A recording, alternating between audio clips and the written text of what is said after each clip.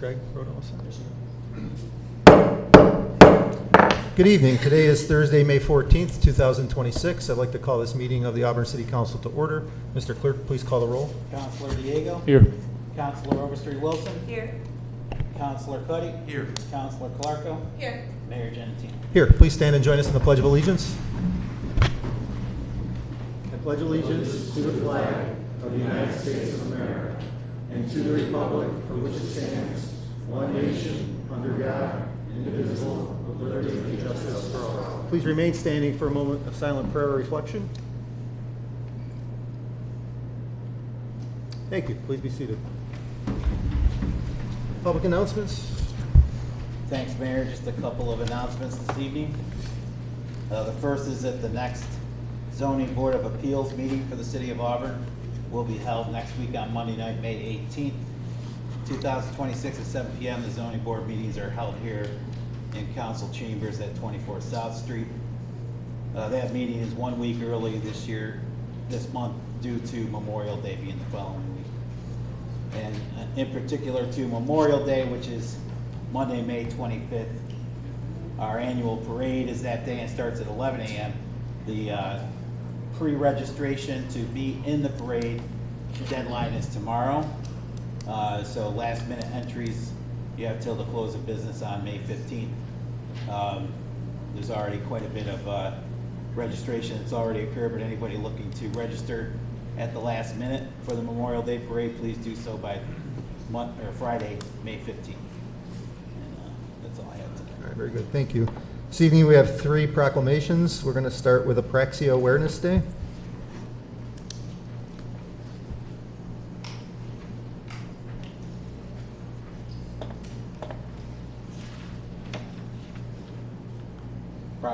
Proclamation from the Office of the Mayor. Whereas May 14th, 2026 marks Apraxia Awareness Day, a day dedicated to raising awareness of childhood apraxia of speech, a neurological speech disorder that affects approximately 1 in every 1,000 children. And whereas apraxia of speech,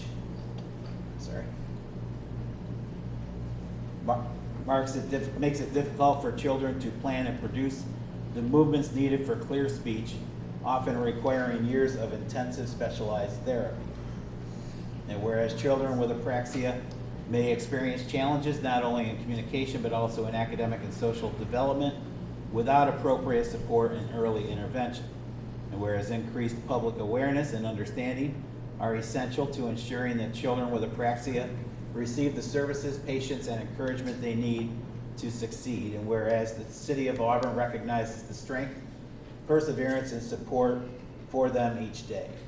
And whereas organizations such as Apraxia Kids play a vital role in education, advocacy, and support for families affected by childhood apraxia of speech.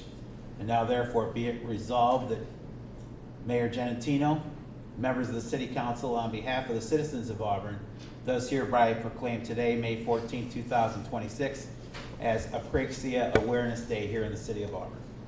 Thank you. With us this evening to accept the proclamation is Lori Ryan. Will you meet me at the podium, please?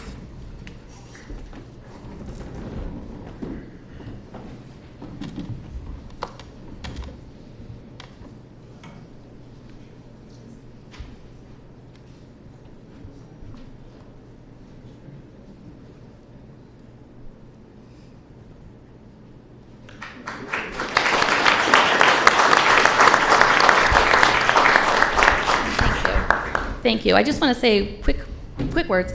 Thank you for recognizing Apraxia Awareness Day. As a parent and someone who works in the school district, this means more than I can put into words. I see every single day how hard children with apraxia work just to communicate and push through just to be understood. Our story began when our son Travis, our little redhead, was just 2 years old, and we were on the phone constantly with Cuga County's Early Intervention Department asking for help. My husband Mike and I knew something just wasn't right with Trav's speech. After the team from Early Intervention came to the house to assess Travis, we were given one of the most amazing providers in the area of speech. Miss Eileen came and worked with Trav. Gaining his trust wasn't easy, and progress was made, but oh so slowly. After about a year of working with Miss Eileen, Mike and I learned the term suspected apraxia. Apraxia? What's apraxia? We had no idea. Being in the school district, almost 30 years now, I had never heard the term. So of course, what's the first thing you do when you hear a term you don't hear? Right to the internet. You start researching. Off I went. I started doing my research and my heart was just breaking. Apraxia, a neurological speech disorder where the brain struggles to plan how to move your mouth to speak. Wait, speaking's not going to come easy like it is for us. It's not natural. Trav has to figure out before he speaks how to move his mouth to talk.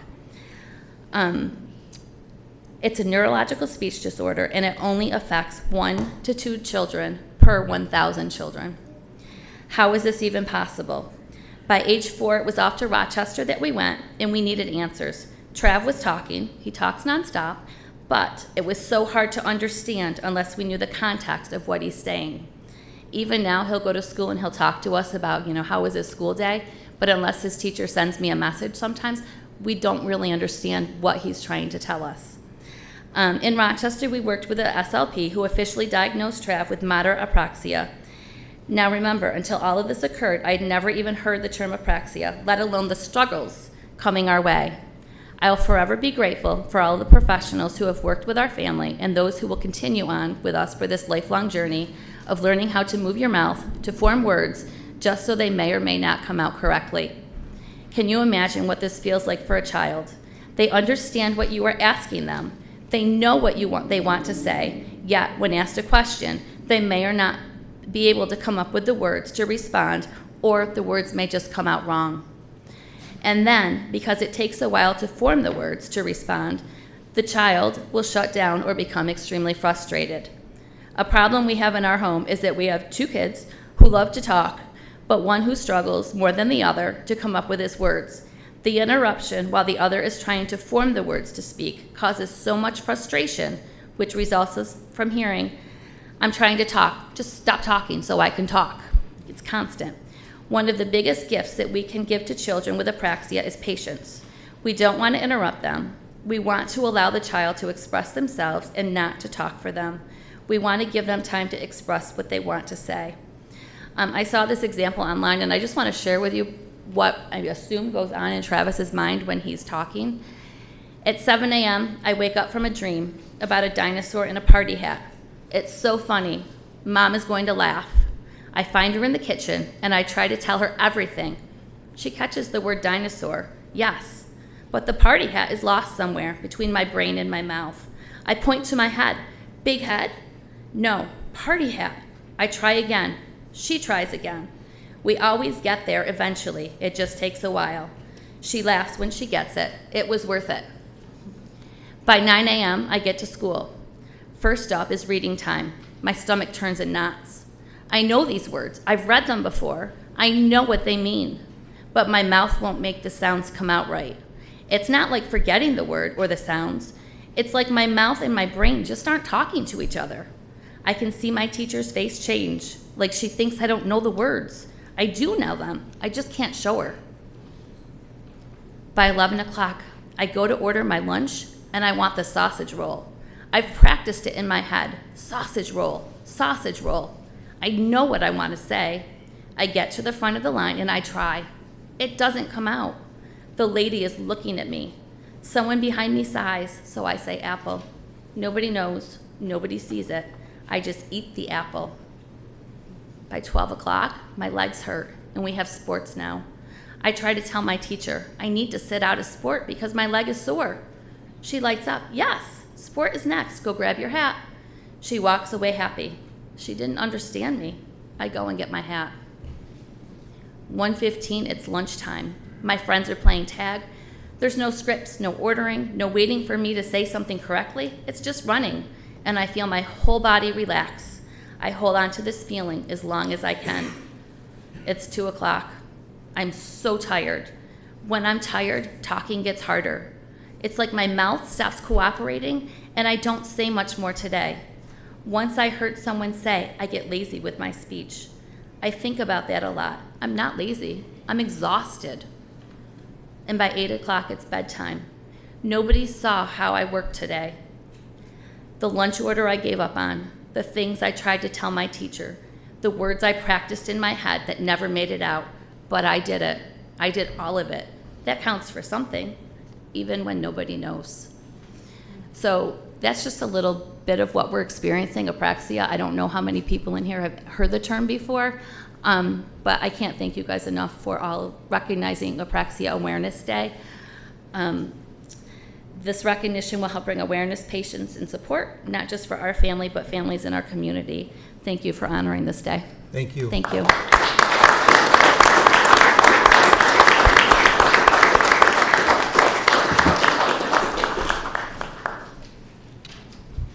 Next, we have our annual Tennis Month proclamation.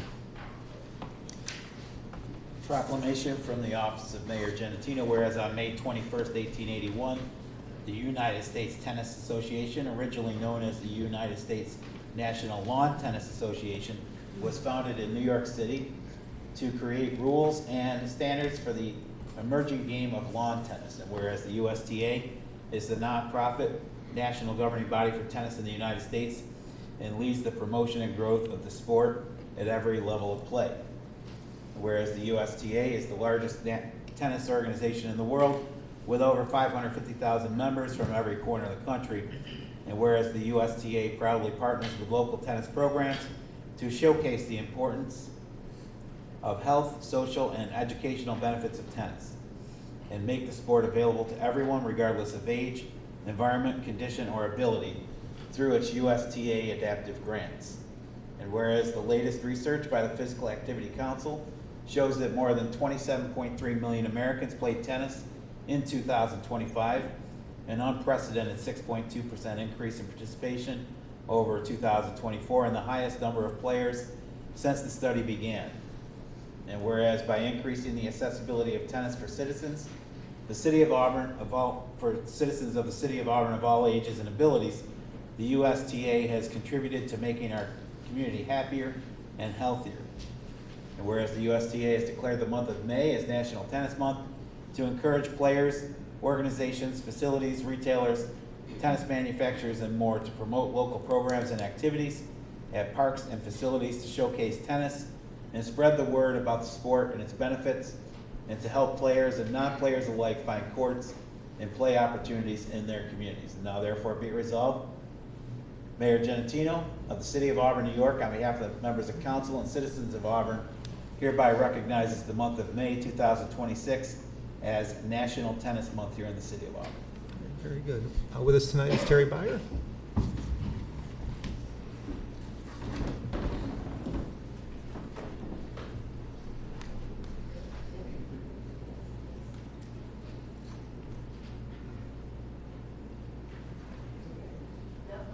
Actually, I will say a quick few words.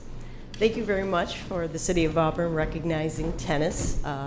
It's a sport that's been around for a long time, and the City of Auburn endorses the sport through summer programs. There's lots of city park programs throughout the summer. We also have a facility here in town that's called Champions for Life. They have some indoor courts that are used throughout the year, but primarily an indoor facility. And we encourage people to take up the sport of tennis. So thank you very much. Appreciate it. Thank you.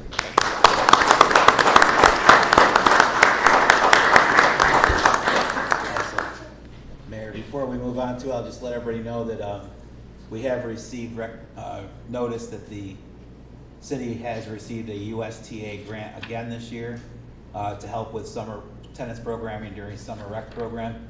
And that resolution to accept that grant will be before you either next week or early June. Very good. Next, we have National Police Week proclamation.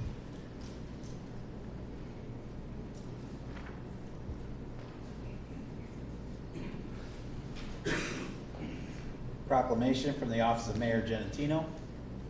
Whereas in 1962, President John F. Kennedy proclaimed May 15th as National Peace Officers Memorial Day, and the calendar week in which May 15th falls as National Police Week.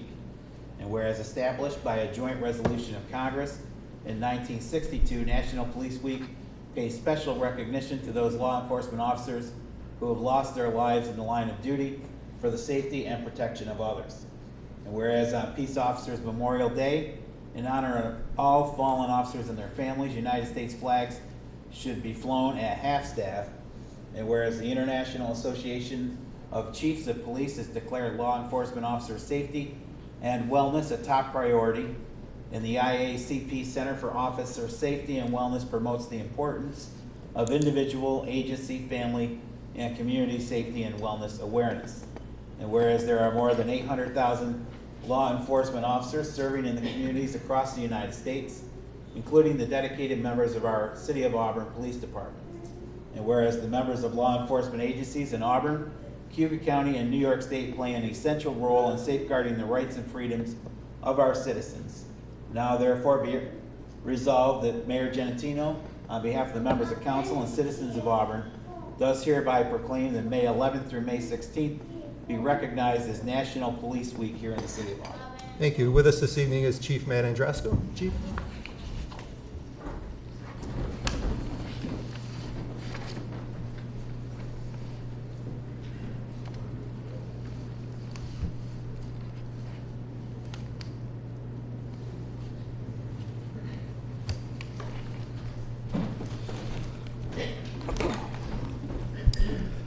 Thank you for honoring Police Week in the Auburn Police Department.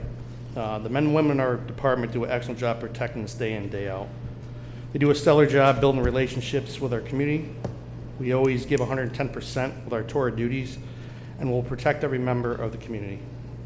We would like to recognize the officers that were not able to go home to their families because they did not make it at the end of their tour of duty.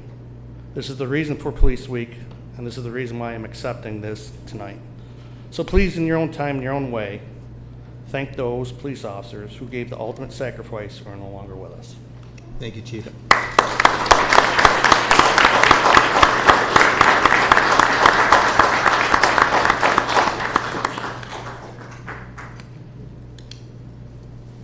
All right, we'll move on to the public to be heard. At this point in time, we will open the public to be heard portion of the council meeting. Residents are to state their name and address for the record.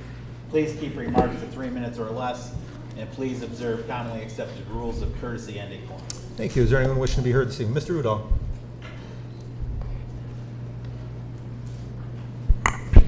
James Udall, 106 Osborne Street. Just a quick question before we start. We are recording, yes? Are we on camera? Yes. Okay. The reason I started coming down here a few months ago, beginning of the year actually,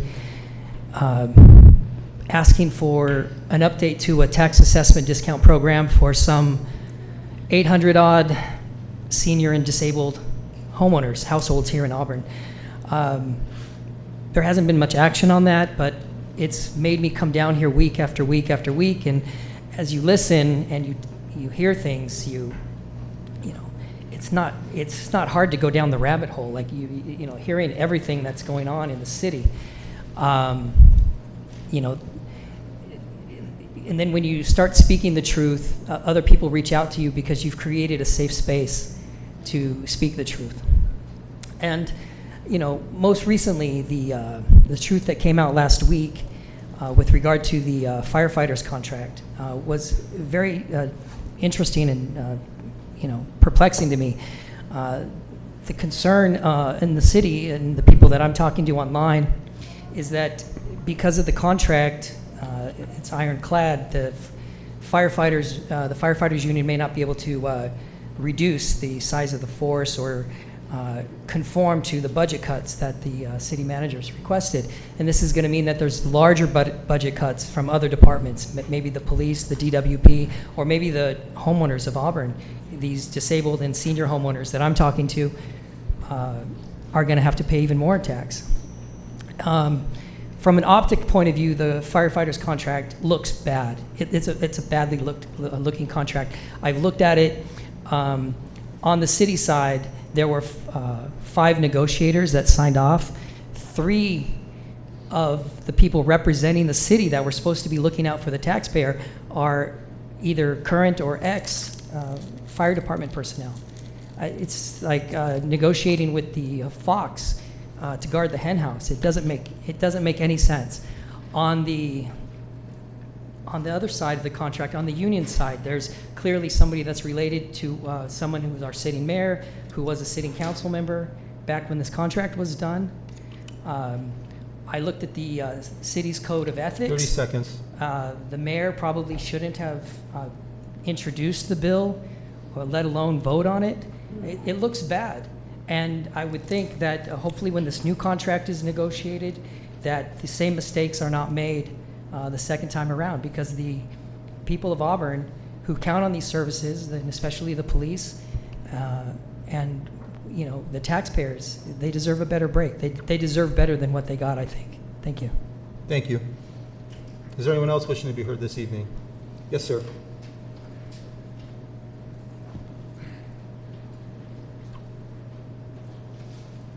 Good evening. My name is Dan Hurling. I live at 250 East Genesee Street, Auburn, New York. Good evening, Mayor, City Manager, and members of the Council. I have lived in Auburn, New York my entire life, except for a short time away for schooling. I care deeply about this community. I have shared some of my thoughts during this budget process with you and the Chief of Police, and I want to reinforce that my feedback has been offered in good faith. I know we may not agree on every single solution, but my goal has been to make sure different perspectives have been heard. I also appreciate those that have taken the time to acknowledge my concerns, so I do not feel as though I need to repeat points I have already made. I believe we are all working towards the same outcome, a financially stable Auburn that balances the needs of our youth, utilities, DPW, public safety, and broader community while staying within what the residents can afford. It is important not only to pass a balanced and sustainable budget, but to also move towards budgets that rebuild the general fund and give the city a more secured future for future years. Auburn will continue to face external pressures, including inflation, healthcare costs, limits on local revenue, and changes in the job market due to a rapidly evolving technology space. Once budget season is behind us, I would like to see more focus on the larger external factors affecting Auburn's finances and quality of life. For example, do we agree that advocating for stronger state aid may be the most important thing? And is there things that, like residents like myself, can do? Should we review sales tax allocation from Cuyahoga County to Auburn?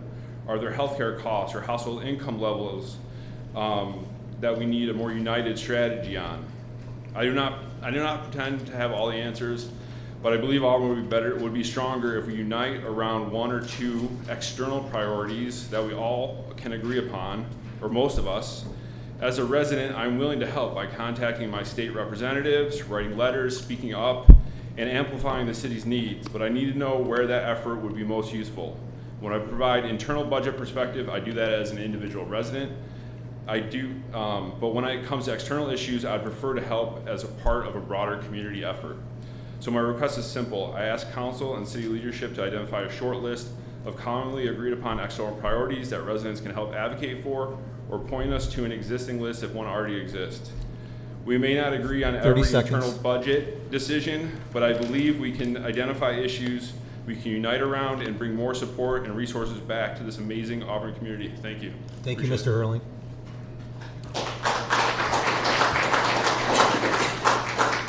Yes, sir, in the back.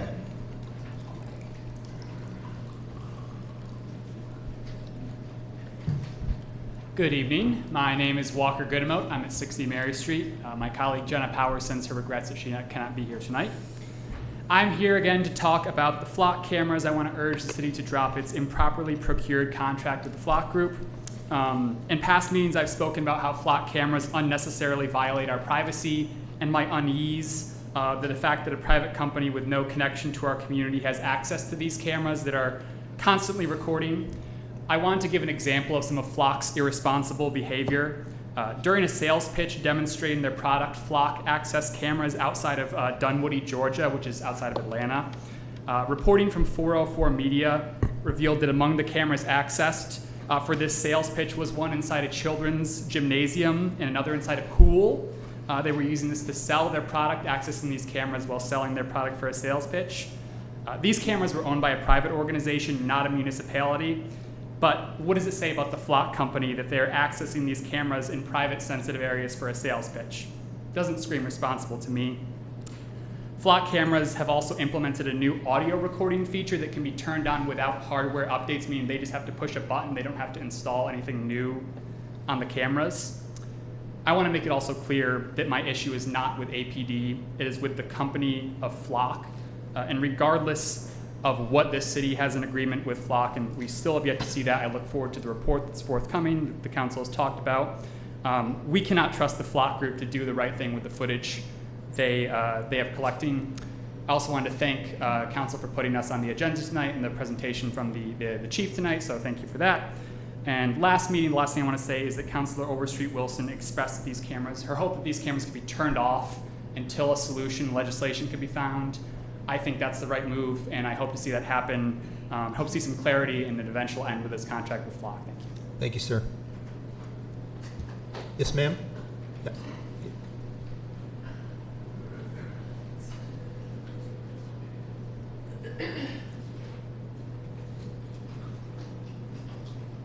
Hi, I'm Phyllis Conti. I live on 24 Hamilton Ave here in Auburn. And I wanted to talk about Casey Park Pool. Without the pool, it leaves the community with no safe place to swim. So I hope you consider not closing the pool, especially with the lakes, with the algae blooms right now. And really, there's no other pool to swim that's close by. That's it. Thank you. Thank you, ma'am. Mr. Bishop.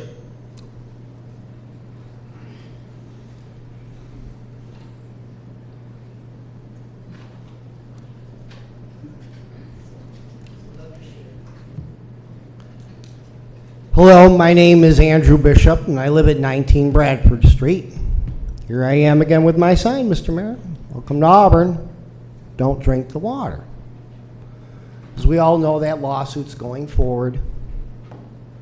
And chances are the city's going to be stupid, but this is good for us because why? This is going to allow for depositions. They're going to be made to speak and find out when exactly in those 9 years you've been there, Mr. Mayor, did you know and start finding out about the cyanotoxins.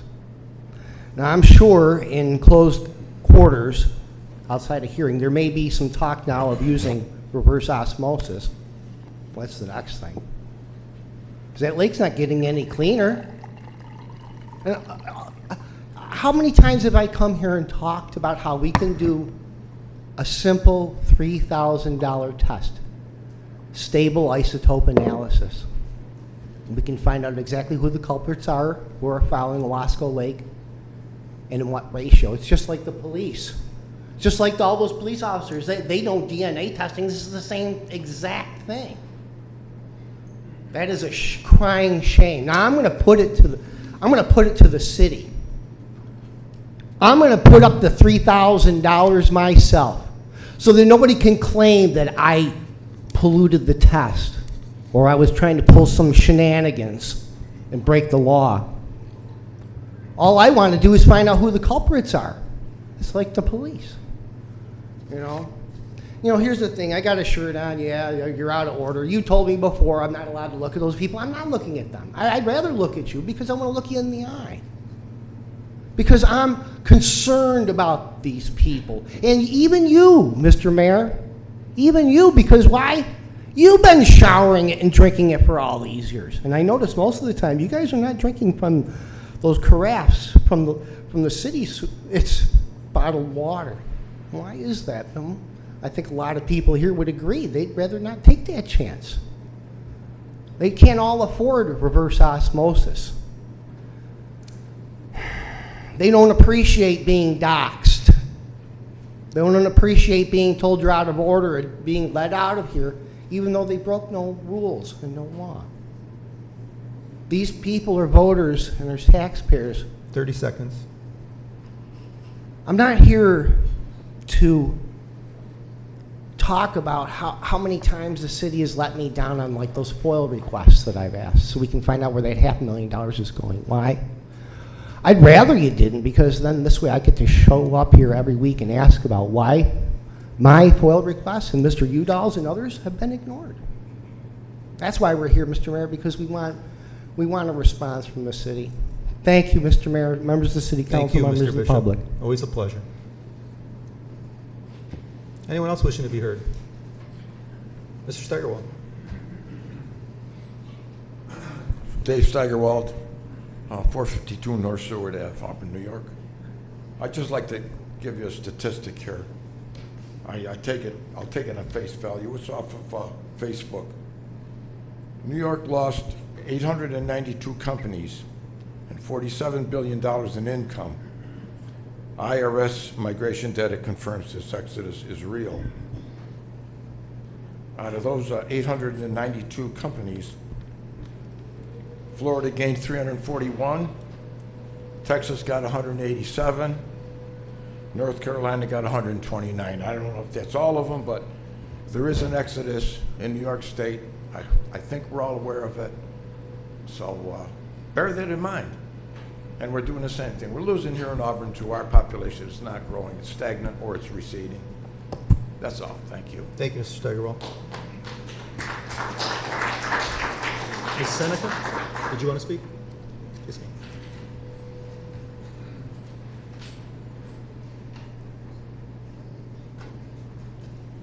My name is Alice Seneca. I live on Oak Street in Auburn, New York. And I just wanted to elaborate on what Phyllis said about Casey Park. We're looking for a good summer. Central New York is a hot summer. And Casey Park Pool is probably the only place that most of our, especially young people, can find cooling down and having a great time, accessible and affordable, because it's being paid for by the city, thank goodness. It's wonderful. People of all ages go down there, and one thing we can guarantee is a great time. Everybody cools off. They're better people once they leave. Everybody exercises, works out, relaxes. It's everything it should be. I'm hoping that, we will be able to maintain the pool so that at the end of the summer, everybody can say they had a wonderful time at Casey Park. Auburn is a great place, and we can do better. It's up to all of us. Thank you so much. Thank you, Mrs. Seneca.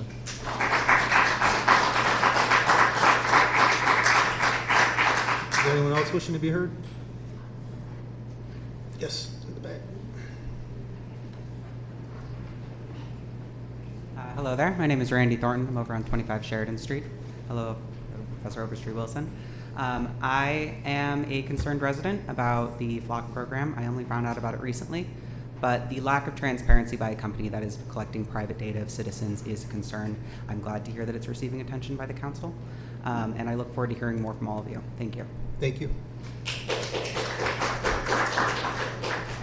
Is there anyone else wishing to be heard? Ms. Okazik?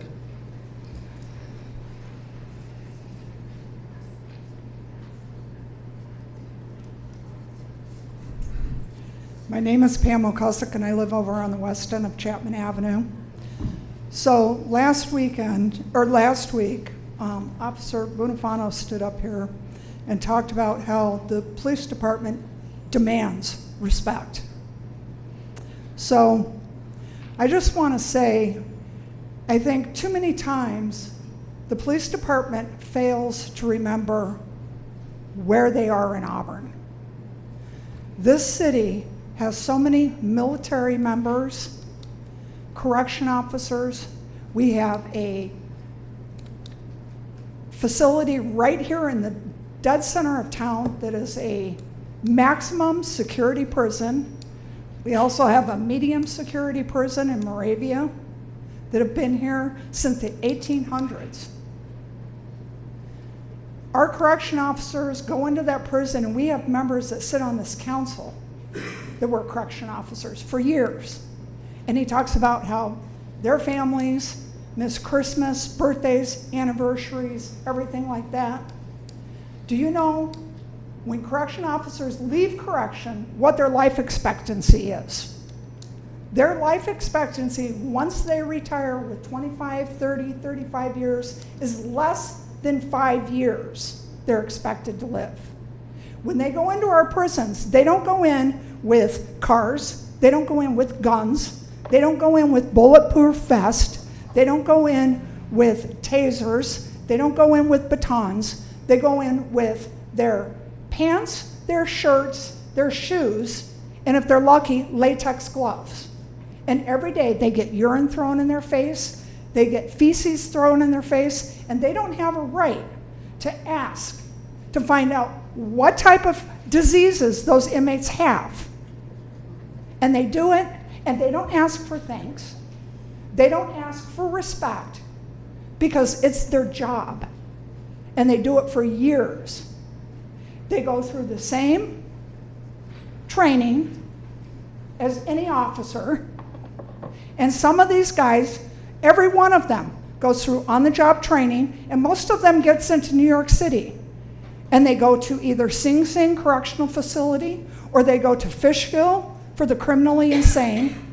And some of them are there for a year, 30 maybe seconds. 2 years, maybe 5 years, or 10 years before they get back to this city. And it's a thankless job. And most of the guys, and some of these officers have said, these guys don't have the guts to put on a badge. Maybe they should start thinking about who they're talking about. Because a lot of these people in here have either been a correction officer or military and have retired from both. And I know a couple of you sitting up there have military and corrections your time's behind. up, ma'am. Thank you for your services. Thank you. Is there anyone else wishing to be heard? Yes, sir. Mr. Ficano.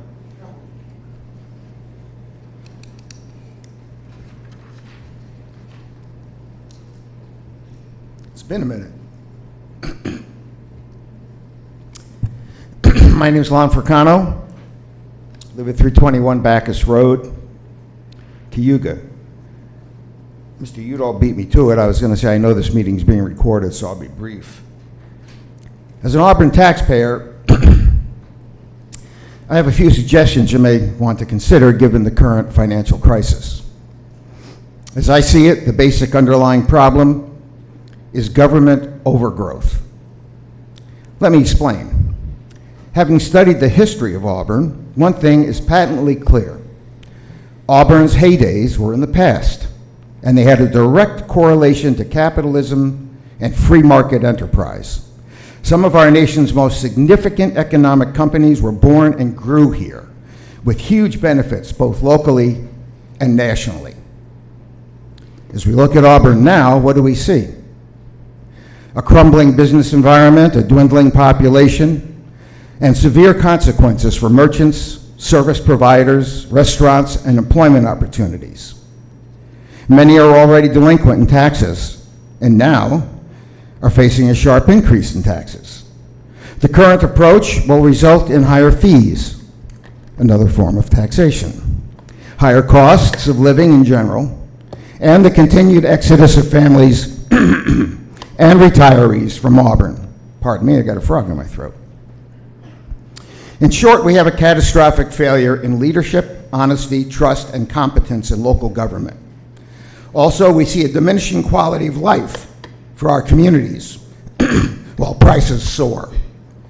But small p politics is alive and going strong. Since continuing to jack up taxes creates an inevitable financial collapse, perhaps we should consider the following. 1, right-sized city government. That means eliminating some positions. 2, privatize as many government services as possible. 3, obtain outside expertise to help reconfigure Auburn into a more successful governance model. 4, amend the city charter as needed to accomplish this.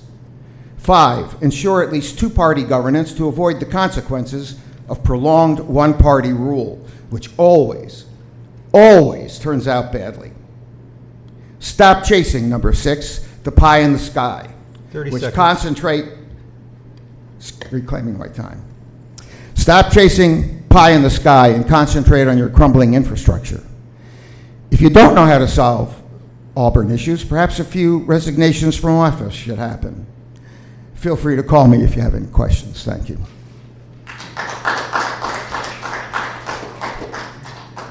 Is there anyone else wishing to be heard? Yes, sir.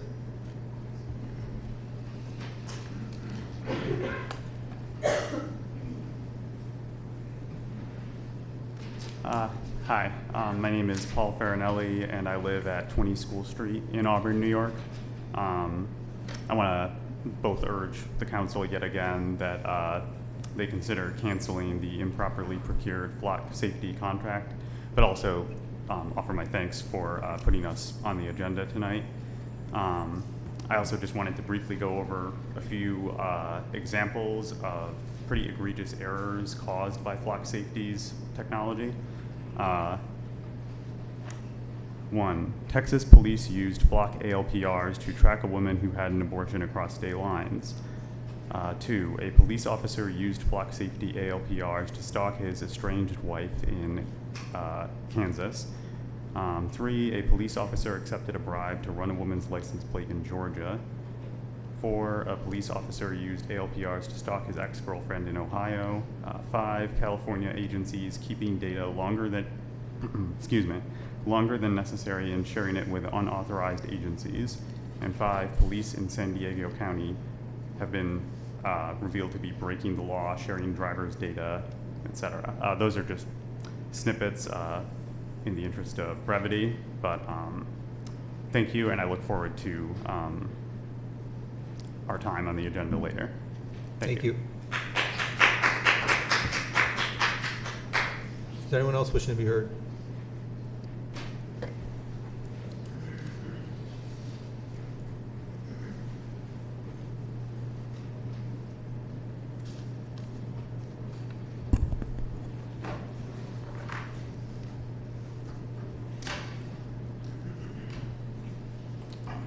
Good afternoon. Mike Bufano, Auburn Police Union, President, Local 185, 46 North Street. Denzel Washington once said, "Silence doesn't mean weakness. It shows control, patience, and power." And for a long time, many of us have stayed silent. We've stayed professional, we kept showing up, and we keep answering the calls. We keep putting the city before ourselves, even while being disrespected, doxxed, questioned, and pushed aside. But do not mistake our silence for surrender, because while people sit behind this railing and political talking points, our officers are out there running towards violence, overdoses, domestics, weapons calls, shootings, stabbings, crashes, sex crimes, and chaos that most people in this room will never fully understand. There is a fire inside of me, fire of passion for public service, and inside the members I represent, that no chemical agent and no water could ever put out. The dog in us will not bow down. We will not quit fighting for our members, the public safety, and for law enforcement as a whole, including the residents of the city. Since April 1st of this year, we've responded to over 3,616 calls for service with less than 70 officers, and it's not even summer. Respect is not given, it is earned. And our members have earned it every single day through bravery, sacrifice, and service to the city. Yet we have, what do we have in return? Constant attacks, anti-police rhetoric, defund the police agendas dressed up as reform, political games while staffing drops and morale gets crushed. It is not because of Councilor Diego that trust has been broken. Trust has been broken because of the actions, conduct, and decisions made by members of the city's administration, members of this council in past. Repeated incidents, double standards, political games, and ongoing hostility towards this union have created that divide.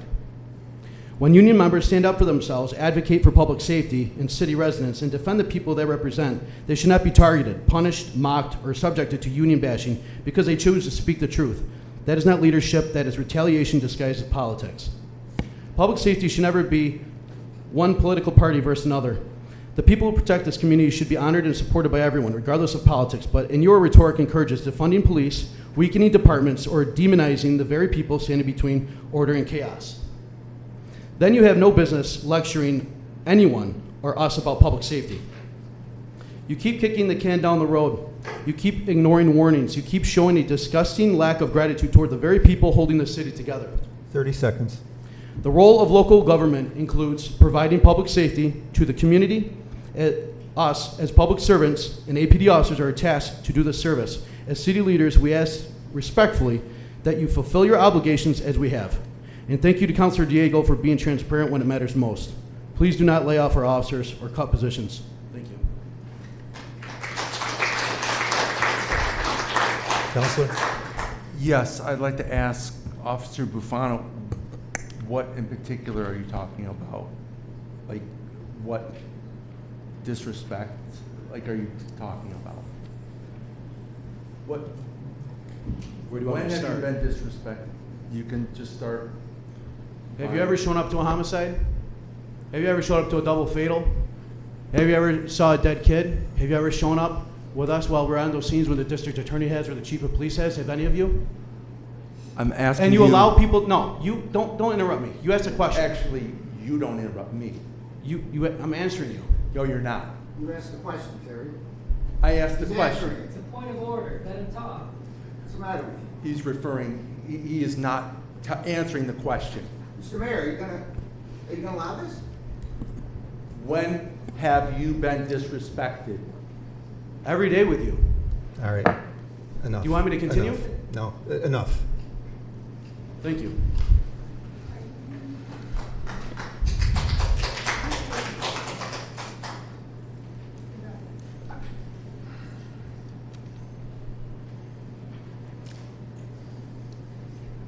Is there anyone else wishing to be heard this evening? Yes, ma'am.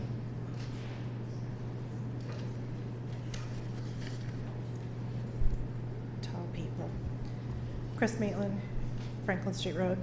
I just want to thank APD and AFD for their service and for keeping us city safe. And I hope that none of their positions are cut. Thank you. Thank you, ma'am.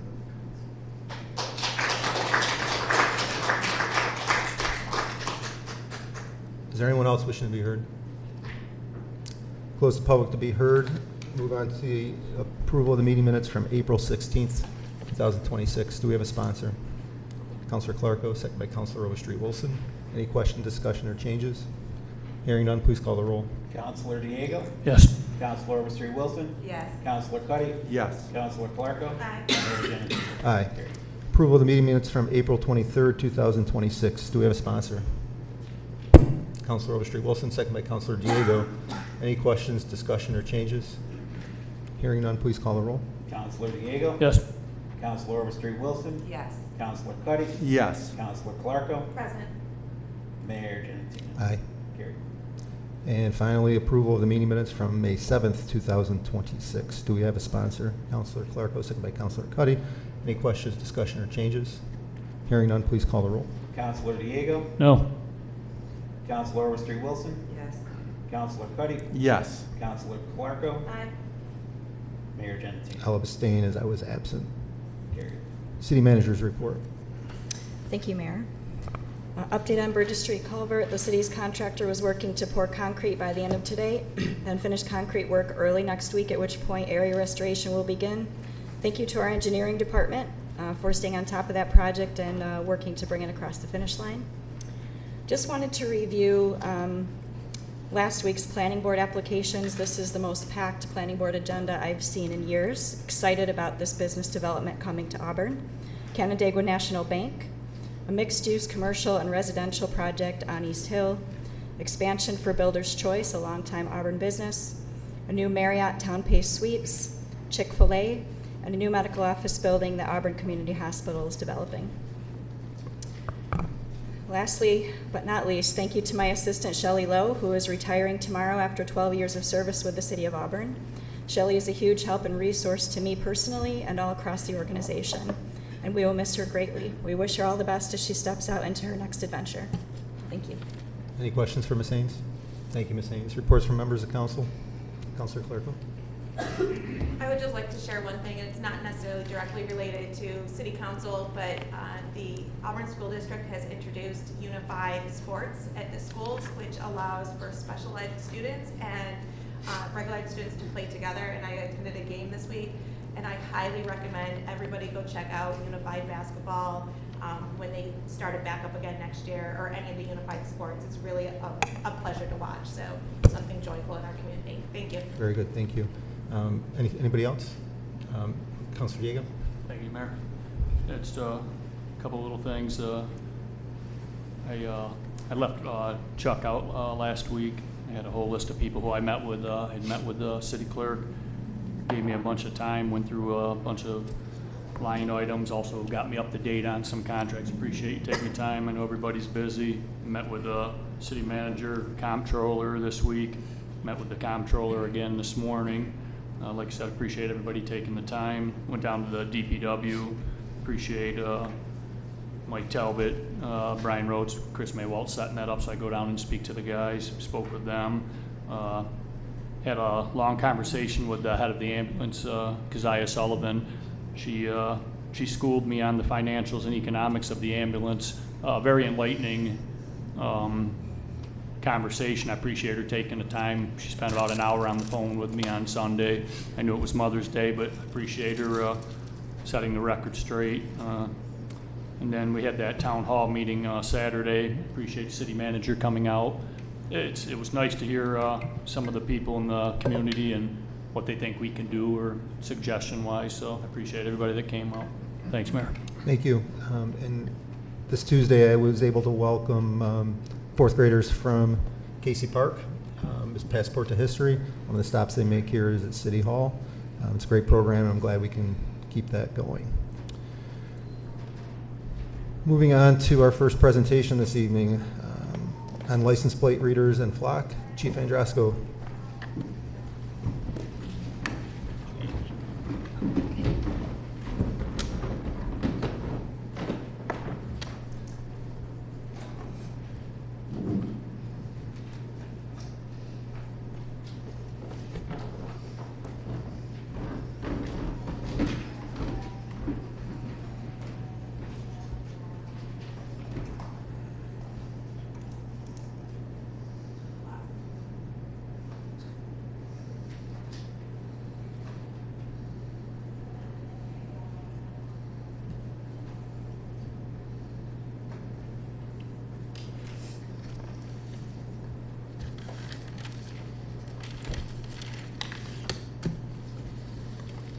Good evening. We're going to discuss the automated license plate readers, also known as LPRs, for Motorola and Flock for the PD.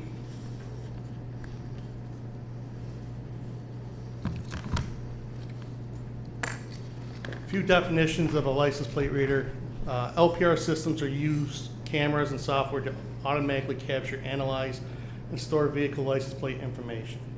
LPR systems compare license plate numbers against databases to generate alerts and create records of vehicle activity. LPR systems have proven to be valuable investigative tool for law enforcement. A automated license plate reader, also known as the LPR, is a camera system that captures license plates and uses AI-powered software to convert them into searchable data, including vehicle make, model, color, location, and time. Law enforcement, businesses, and communities use ALPR systems to identify vehicles, develop leads, and respond faster to incidences. Purpose for the LPR cameras: to share siloed information, to tie into New York State crime analysis centers, and to share information with other police departments to help solve crimes or assist people that are in danger. Police departments collaborating with each other help solve crimes across jurisdictional lines. Criminals do not limit themselves from committing crimes in just our city. Some tend to commit crimes across the county, the state lines, which can lead to bigger criminal enterprises. This is also a 21st century tool for policing. LPR systems for APD. We currently have two different companies that we have a partnership with. AP uses two different styles of LPRs. The first we'll talk about is the Motorola license plate readers. Motorola license plate readers have been mounted on to one police vehicle and one parking enforcement vehicle. The Motorola LPR on the patrol vehicle assists in locating stolen vehicles, unregistered vehicles, missing persons, individuals with warrants, larcenies from stores or people, shootings, fraud complaints, sex trafficking, human trafficking, abductions, and homicides or other alerts. The Motorola LPR on the parking enforcement vehicle assists us with the boot and tow program. The parking enforcement LPR is limited to only the data from the unpaid parking tickets. The LPR will alert when the parking enforcement vehicle passes the car that has an outstanding parking ticket. If the vehicle, which is in violation, is parked on a public street, then the process for the boot and tow will start. Flock, which is stationary or fixed LPR's purpose. The flock LPRs assist and enhance the Auburn Police Department's abilities in multiple investigations, ranging from motor vehicle accidents, larcenies from stores or people, stolen vehicles, missing persons, shootings, fraud, complaints, sex trafficking, human trafficking, abductions, and homicides. The flock LPRs were strategically placed around the city to set up a geofence to assist us with investigations. In theory, with the geofence set up, we should know if a criminal has entered the city and intends to commit a crime in our community. With these tools, we now have the ability to assist with identifying what vehicle would a criminal operate during the crime, which may assist us in building probable cause to lead to arrest. What the LPRs are not intended for. They're not intended to replace police officers. The LPRs are in place to assist the officers in their investigations by making their jobs easier and more efficient in identifying possible suspects or suspect vehicles. Being more efficient can help officers to get back on the street at a faster rate to better assist our community. APD's LPRs do not issue speeding tickets. The captured image of a vehicle or license plate from an LPR will not be the sole evidence in an arrest. There would need to be more probable cause to lead to arrest. However, showing the suspect vehicle is in the area of where a crime was committed and in close proximity of time it occurred does assist us in adding probable cause to an investigation.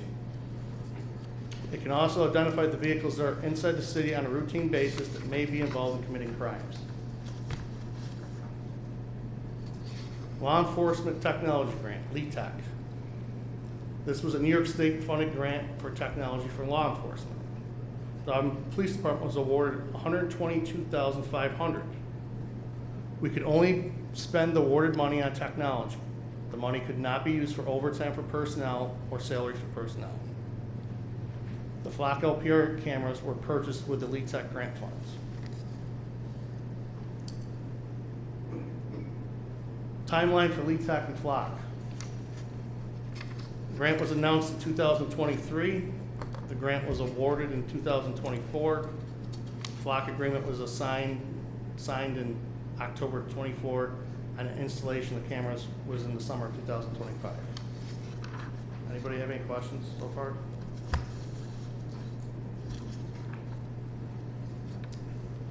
Flock data. It does not continuously follow people or vehicles. It does not use facial recognition. It does not provide a hidden backdoor to access the system. It does not capture names, dates of birth, or social security numbers. APD flock cameras do not video record. They capture an image only.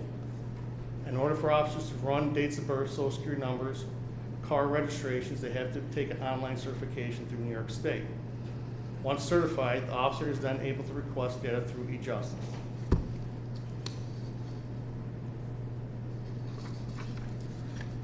Flock data. Flock LPRs do capture images of vehicles and their license plates. Flock LPRs are stationary and placed in strategic locations around the city. Flock data is only retained for 30 days unless otherwise requested by APD. The data is 100% owned by APD and Flock cannot sell it. All data is stored at the end-to-end encryption aligned with FBI CGIS, ISO 27001, data security, ISO 27701, data privacy, and other security protocols. This is an example of my vehicle passing on the flock cameras, what takes the image of. This was during early morning, and here's one during the day.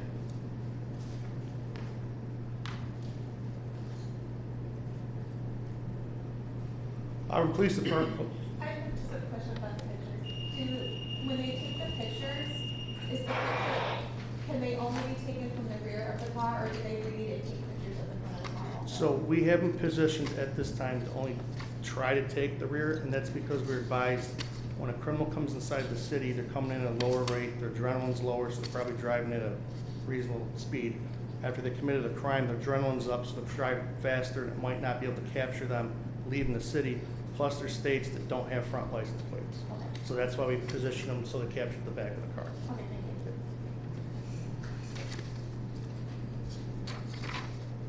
you. Auburn Police Department safeguards with LPR system. It uses a multi-factor authentication enabled for Flock. A supervisor manages, oversees, reviews requests, and conducts random audits on requests and searches.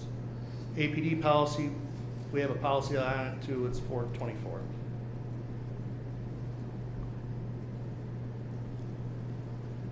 We have opted out of sharing information with federal agencies such as ICE.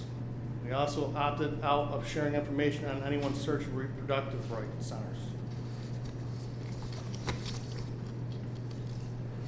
Federal court rulings. Courts in multiple states, including federal appellate courts, have upheld warrantless searches of LPR as constitutional. LPR is not considered a search underneath the Fourth Amendment. Courts consistently find no reasonable expectation of privacy in a vehicle's exterior or government. Issued plate required to be visible on public roads. U.S. versus Knox, 1983. U.S. Supreme Court held that no reasonable expectation of privacy is in public movements on public roads. Tracking via radio transmitter permissible. This was the foundational basis of the LPR legality.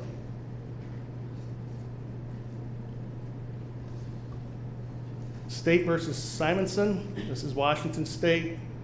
Court held a Flock LPR image on the public road did not implicate constitutional privacy projections underneath the Fourth Amendment or Washington Constitution. Rejected comparison to GPS tracking or cell site data. Schmidt versus City of Norfolk, federal court. Court found that with the 20-day retention period did not track the whole person's movements and therefore did not constitute an unconstitutional search. Commonwealth of Virginia versus Church. Reversed the lower court's bell-based suppression ruling. Held Flock cameras photographing a vehicle on the public roads did not constitute a search requiring a warrant. Eliminated only adverse Flock-specific precedent in the country. Scholl and Bednarz versus Illinois State Police, federal. Court dismissed the lawsuit finding Illinois' LPR system does not trigger Fourth Amendment scrutiny. License plates are publicly visible by law. LPR captures a moment in time. Letters of support. Oakland AACP endorsed Flock because the Flock's partnership with the City of Oakland helped gather evidence in homicides and auto thefts investigations. Richmond officials disabled the city's license plate readers in December as a precaution. The city then voted to extend the city's contract with Flock Safety, a license plate reader company, in March of 2026. Other items or equipment that does continuously track. I'm sure you all have cell phones. They all track us. If you're not aware, we usually have to write search warrants with police departments in our drug cases. GPS units in vehicles, GPS units that can be placed on vehicles. These LPRs do not track every movement that we have. Success stories with the Auburn Police Department. Individual came in and talked about this case with missing elderly woman who had dementia, was located safely in Wayne County because of the LPRs, or at least the assistance of. We located a stolen vehicle, which led to a felony drug arrest. The person was proven innocent in a suspicious death investigation because their alibi was corroborated because of the Flock LPRs. There was a burglary on Owasco Street, which aided officers indicating the suspect came inside the city prior to committing the burglary. Our LPRs have assisted on various drug investigations with people traveling to and from Syracuse and Rochester and other various areas. Flock LPRs and other various LPRs were utilized during a cross-continental drug investigation to identify the suspect vehicle and suspect.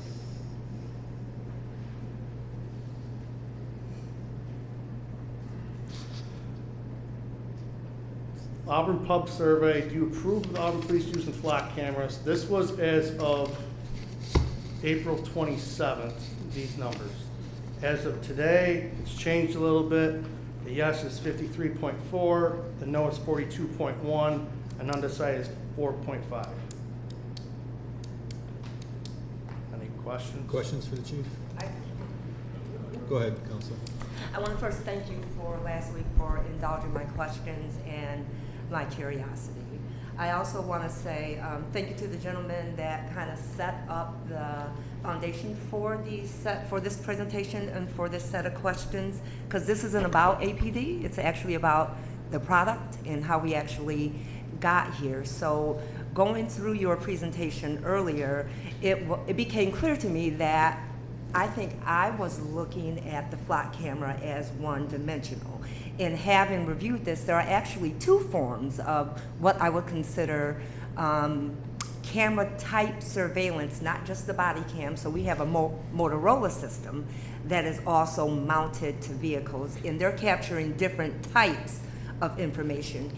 Is that LPRs, because that's what it says, have those Motorola cameras been mounted the same amount of time as the flock? No. Okay, because the Motorola cameras are older, or the flock is older, or is this both new Because technologies? we decided to start the boot and tow program, and we figured that was the way to start it, was to purchase the Motorola mobile LPRs. And how long has that been? Sorry, sir. Probably since the fall. Okay. I actually know. It would have been, we started procurement in the fall. I believe they were installed January-ish. Of 26? Yes. So that would be Motorola? Yes. Okay. So my second follow-up question to that is, you inherited this flock situation because you weren't in the position that you're in. Was the Motorola contract, was that a secured grant, or did that come out of operating expenses from that prior budget? And the reason why I'm asking is because what I'm curious about is, did that need to come to council as well, as such as Flock needed to, but Flock did not? It came out of equitable sharing. So it came out of equitable sharing. And we used the procurement process to purchase it. Okay, and that was in your budget. So when you sent your equitable profit, okay, I got it now. Thank you. But your Motorola is still a surveillance type of tech equipment, just like the flock. So I suppose what I'm saying is, as folks in this community are having an interest in the flock system and what it does, there would be the same amount of interest in what the Motorola camera mounted system does too, because the issue isn't necessarily specifically just the technology, it's what it's being done with the technology. Who is reviewing the technology? You said that it was 30 days, but it can be extended if the chief or the detective saw fit to do that. So there's Correct. this ambiguousness about it. So, and I'm gonna say this, I never heard about the Motorola cameras. So it could have been said. There's a lot of information that gets said here on this floor. So again, coming here this afternoon, I was sitting down to think that I was gonna see a presentation about flock, not knowing that we were actually gonna be talking about two separate but doing the same thing types of systems that are surveilling our people in our community members in Auburn. I wouldn't say they're surveilling your community members in Auburn. And we can definitely both describe how we see those things.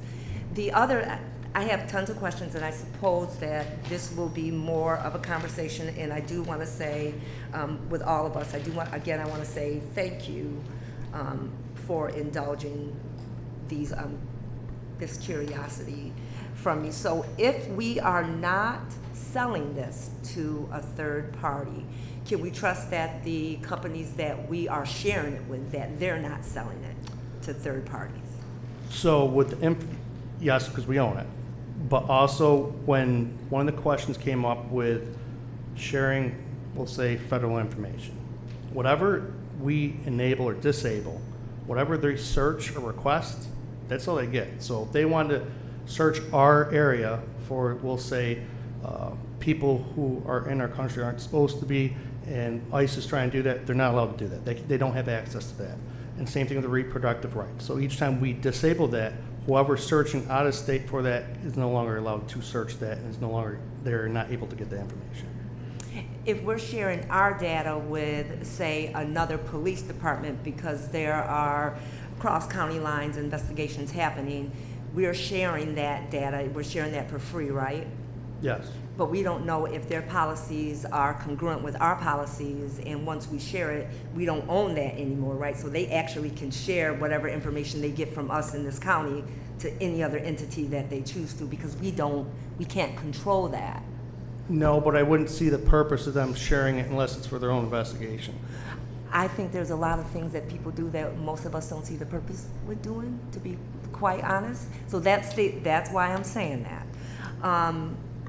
So we don't, it is kind of loosely, because we can't control it within the confines of Auburn itself if we are sharing this data with other folks. Although it may be other police departments, we don't know how other police departments think, we don't know what the relationships are with other people, so we really cannot control the information that we are surveilling, and that's the term that I'll use, or that we are picking up from our community members here. And although be it the majority of those people that we may be capturing in those still photos, these are innocent people. We're just capturing these photos of folks. What we're capturing is the image of the car and the license plate and identifiers. We're not capturing images of people. But our Motorola is. So if we're sharing that, those other entities still have that, they don't have that information. No, it's taking images of the license plate in the cars, even though it's just mobile. So those ones are stationary, block, runs like a geofence, and the other cars are mobile, and that's what they're taking images of. They're not taking images of people, they're capturing an image of a car and a license plate just as they would the stationary ones. But our Motorola cameras That's what I'm are talking capturing about. those, okay. Because in here, and please know that my finger point is just as a point, I'm sorry. You're Please, good. Please You're don't good. take offense to that, and if you tell me not to do it, I won't. But we have two camera systems that capture two separate sets of information that. I wouldn't say they capture two sets of information. One is mobile, another one's stationary, and they capture the same type of information. Does that make sense?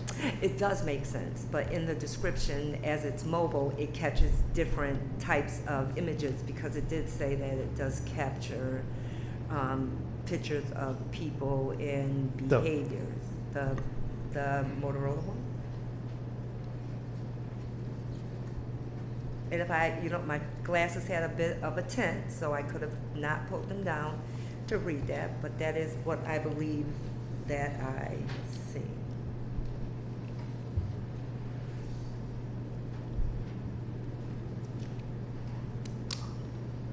Is this the one you're referring to? The slide? Motorola. Yeah, that's the only sentence. That's the only. I think that's the only Motorola slide. I don't think it says there it takes photos of people. It says it helps us larcenies from stores or people, but it doesn't say photos of people. You said pull up people. Yeah. Okay. And that's not what I specifically wanted to drill down on, because there are a ton of questions. My concern is a couple of things. That when this was introduced to council, it was introduced to us as done. It was done. It was. I can't speak on that. I wasn't here. Because you weren't here. Yeah. Right. So you inherited this. So this was introduced to us as done. And we walked away. And then thinking back, as folks that had experience, much more experience in how city government works and laws and policies, understood that there was an appropriate way, a lawful way, a way of doing things that should have happened prior to this grant, or after the grant was received. What do we now do with this Lead Tech grant? What type of technology do we buy? That did not happen. So when we were presented, it was already a done deal. And now I'm reading now that there is a more unstationary one, a Motorola one. So I'm wondering, you know, just about the policies and procedures around all of that, because we haven't seen policies and procedures. We were quoted a policy and a procedure that kind of governs this and governs the behaviors and the attitudes that we're supposed to have around it, but we really don't know because you received this. The other thing that I am concerned about is the way in which this information, Can I I'm say sorry, one go thing, ahead. though? Yes, please. Our policies are posted online, so whenever somebody wants to look at our policy, they're all out there online for public to have access to. I appreciate you saying that, but as we're talking about this, I wish that policy was brought up. I know that might be a little lazy of me for saying that I did not go on your website to do that, but I do believe that this is a big conversation that having any kind of supportive documentation would have helped either way. The last thing that I want to say is that oftentimes we get technology, or we will get different types of resources in this community, and it will be said that it is for the safety of everyone, and it is.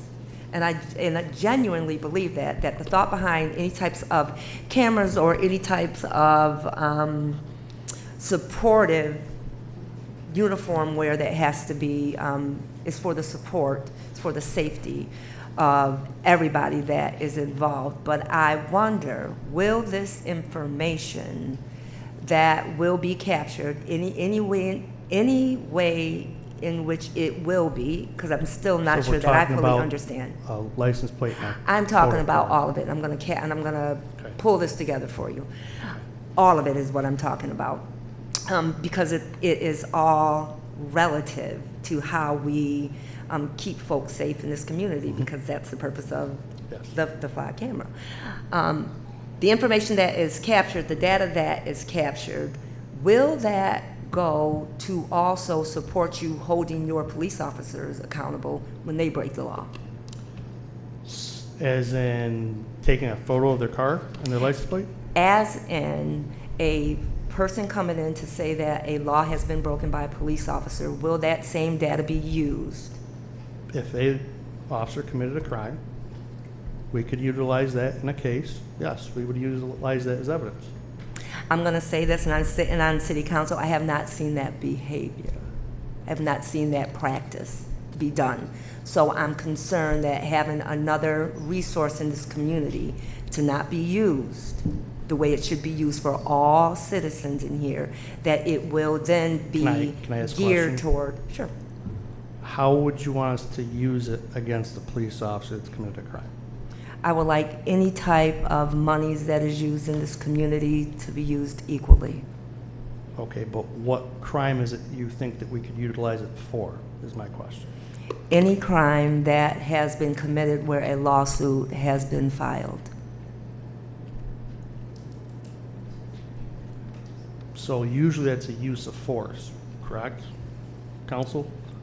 Chief, I think there might be a slight disconnect here. It's my understanding that Councilor Overstreet Wilson is referring to all of the technology that's used by the Auburn Police Department, which in my understanding would be body-worn cameras. And I, as you well know, I know that that's something that the police department reviews in all its process. Is that accurate then, that clarification? Yes, sir. That's Okay. when I said I will All right. connect that So that- also when I said all. That we do utilize during internal investigations and during criminal investigations. So Flock and Motorola if that's needed as well. And Axon. Okay. Thank you. Councilor Diego? Councilor Clark? I just, one question, I really see these kind of readers, we've got two issues here. Is Flock a trustworthy company that we should be doing business with, and then the license plate readers themselves are? I think I can see the benefit of those. I think my concern is with Flock. But with the Motorola, I just want clarification.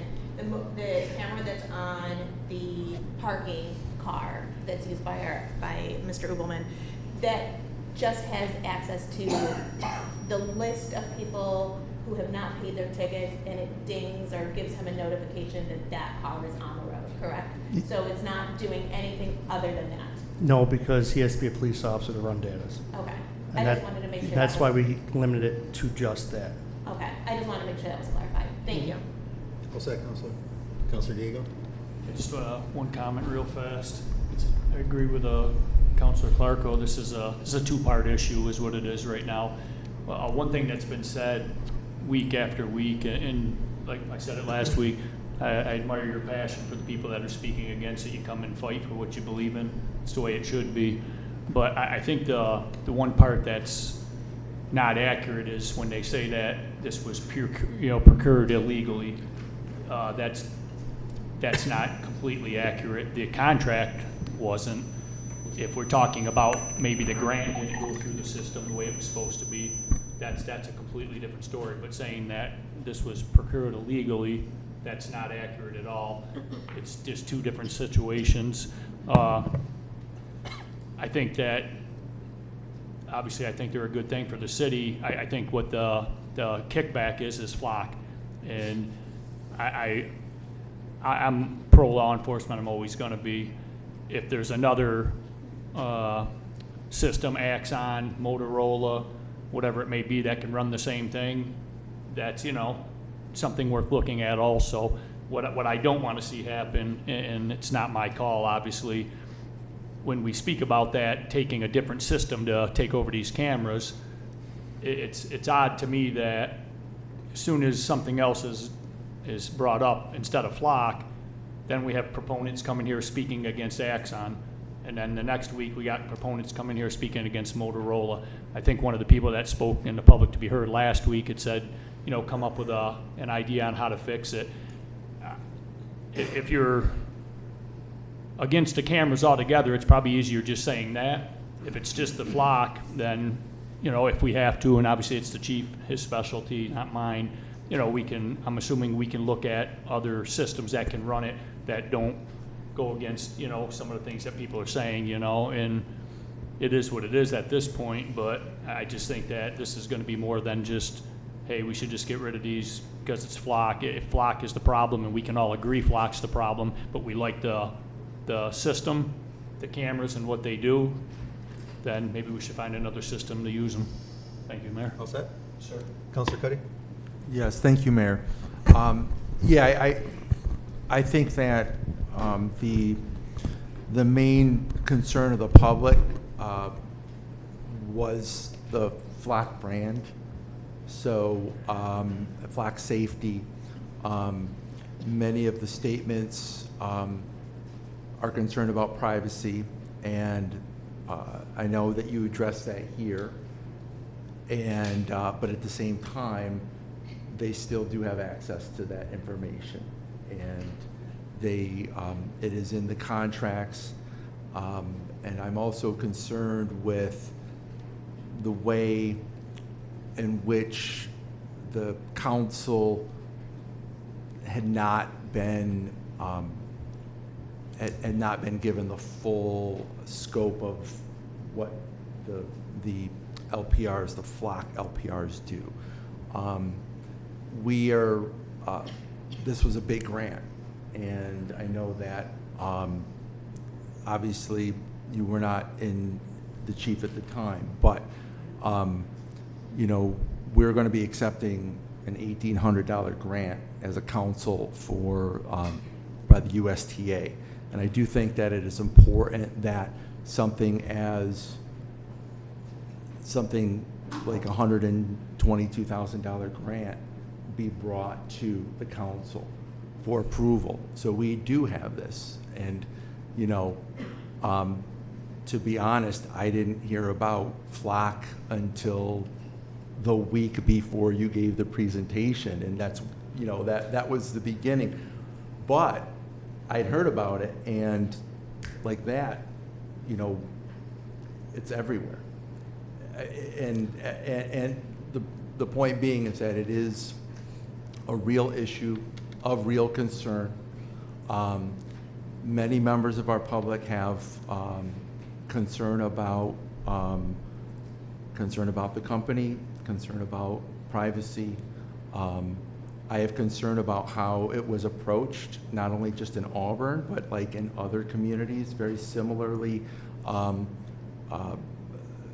the public does not know the scope of the information and how towns and villages get these cameras. So, you know, that's my concern, how it came to be.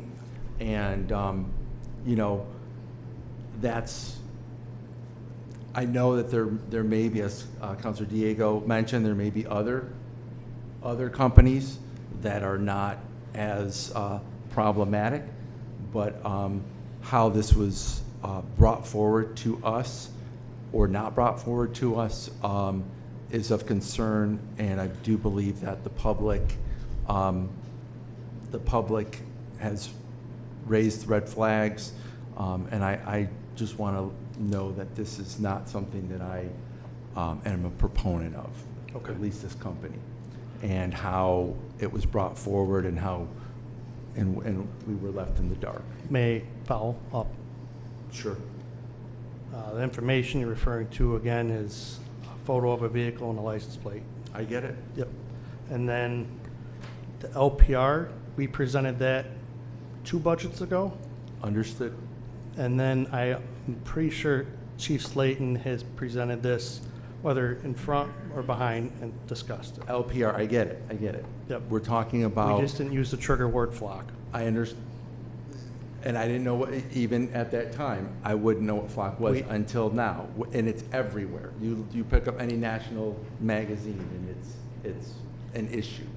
So, well, that, and again, like this is not coming from me, this is coming from the public. And I know. Some of the public. Not all of it. The Well, majority spoke at one of the surveys too, though. Yes, but a public that comes here every week in numbers and is raising concerns, and I just want, and I think I'm glad that Councilor Diego is allowing staff to give this presentation.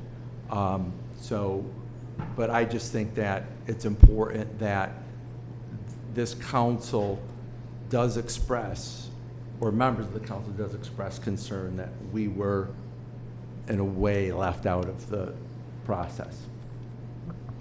Thank you. All set, Council? Yes. Chief, thank you for the presentation tonight. A couple things. I know you said that the Motorola LPRs were recently purchased, but it's my understanding from having been on council for quite some time that Motorola LPRs, for the purpose of tickets and things like that, have been in cars previously. Is that accurate? Yes. Okay. Do you know, and you may not factually know, but even if you have an opinion as to why there's this outcry against Flock but not against Motorola? I can surmise, but I don't think that's fair to the company.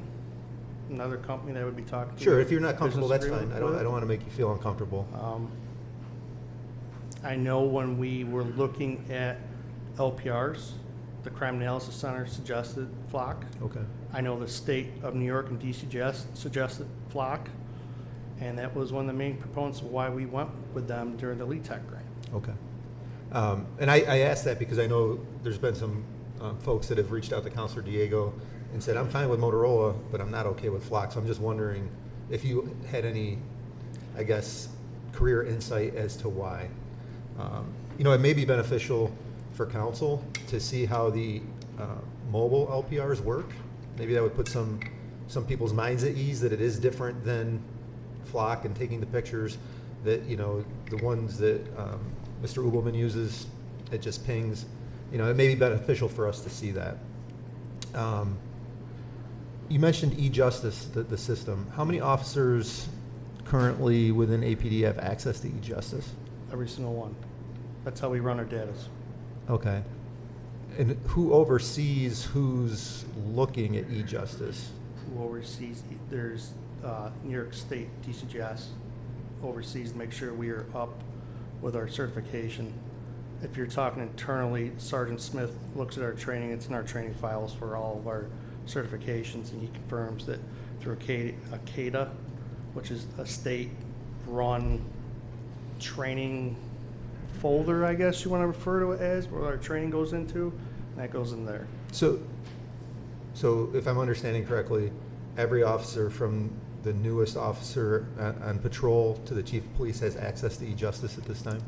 Every officer in New York State has to have e-justice training in order to run data's dates of birth, missing persons, warrants, stolen vehicles.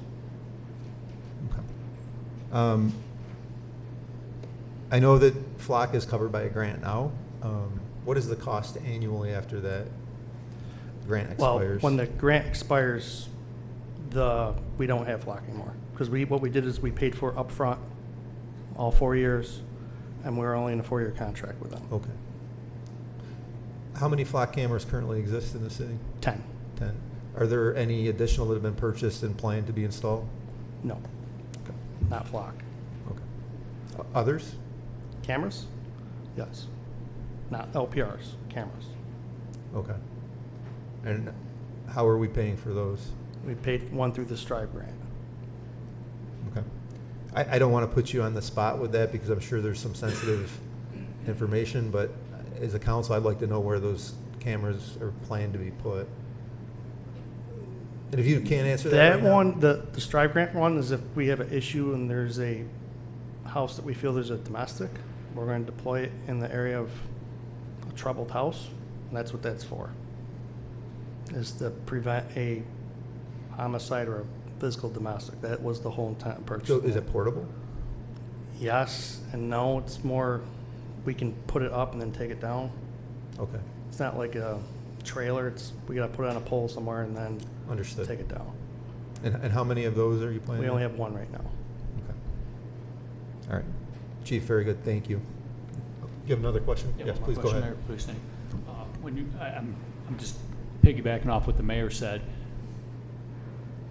How many people, it's probably, I don't know if this is where you were going with that, how many people actually have access to the FLOC system? I know when you pull it out of the FLOC, you run it into the other system, but don't you have to have like a password code?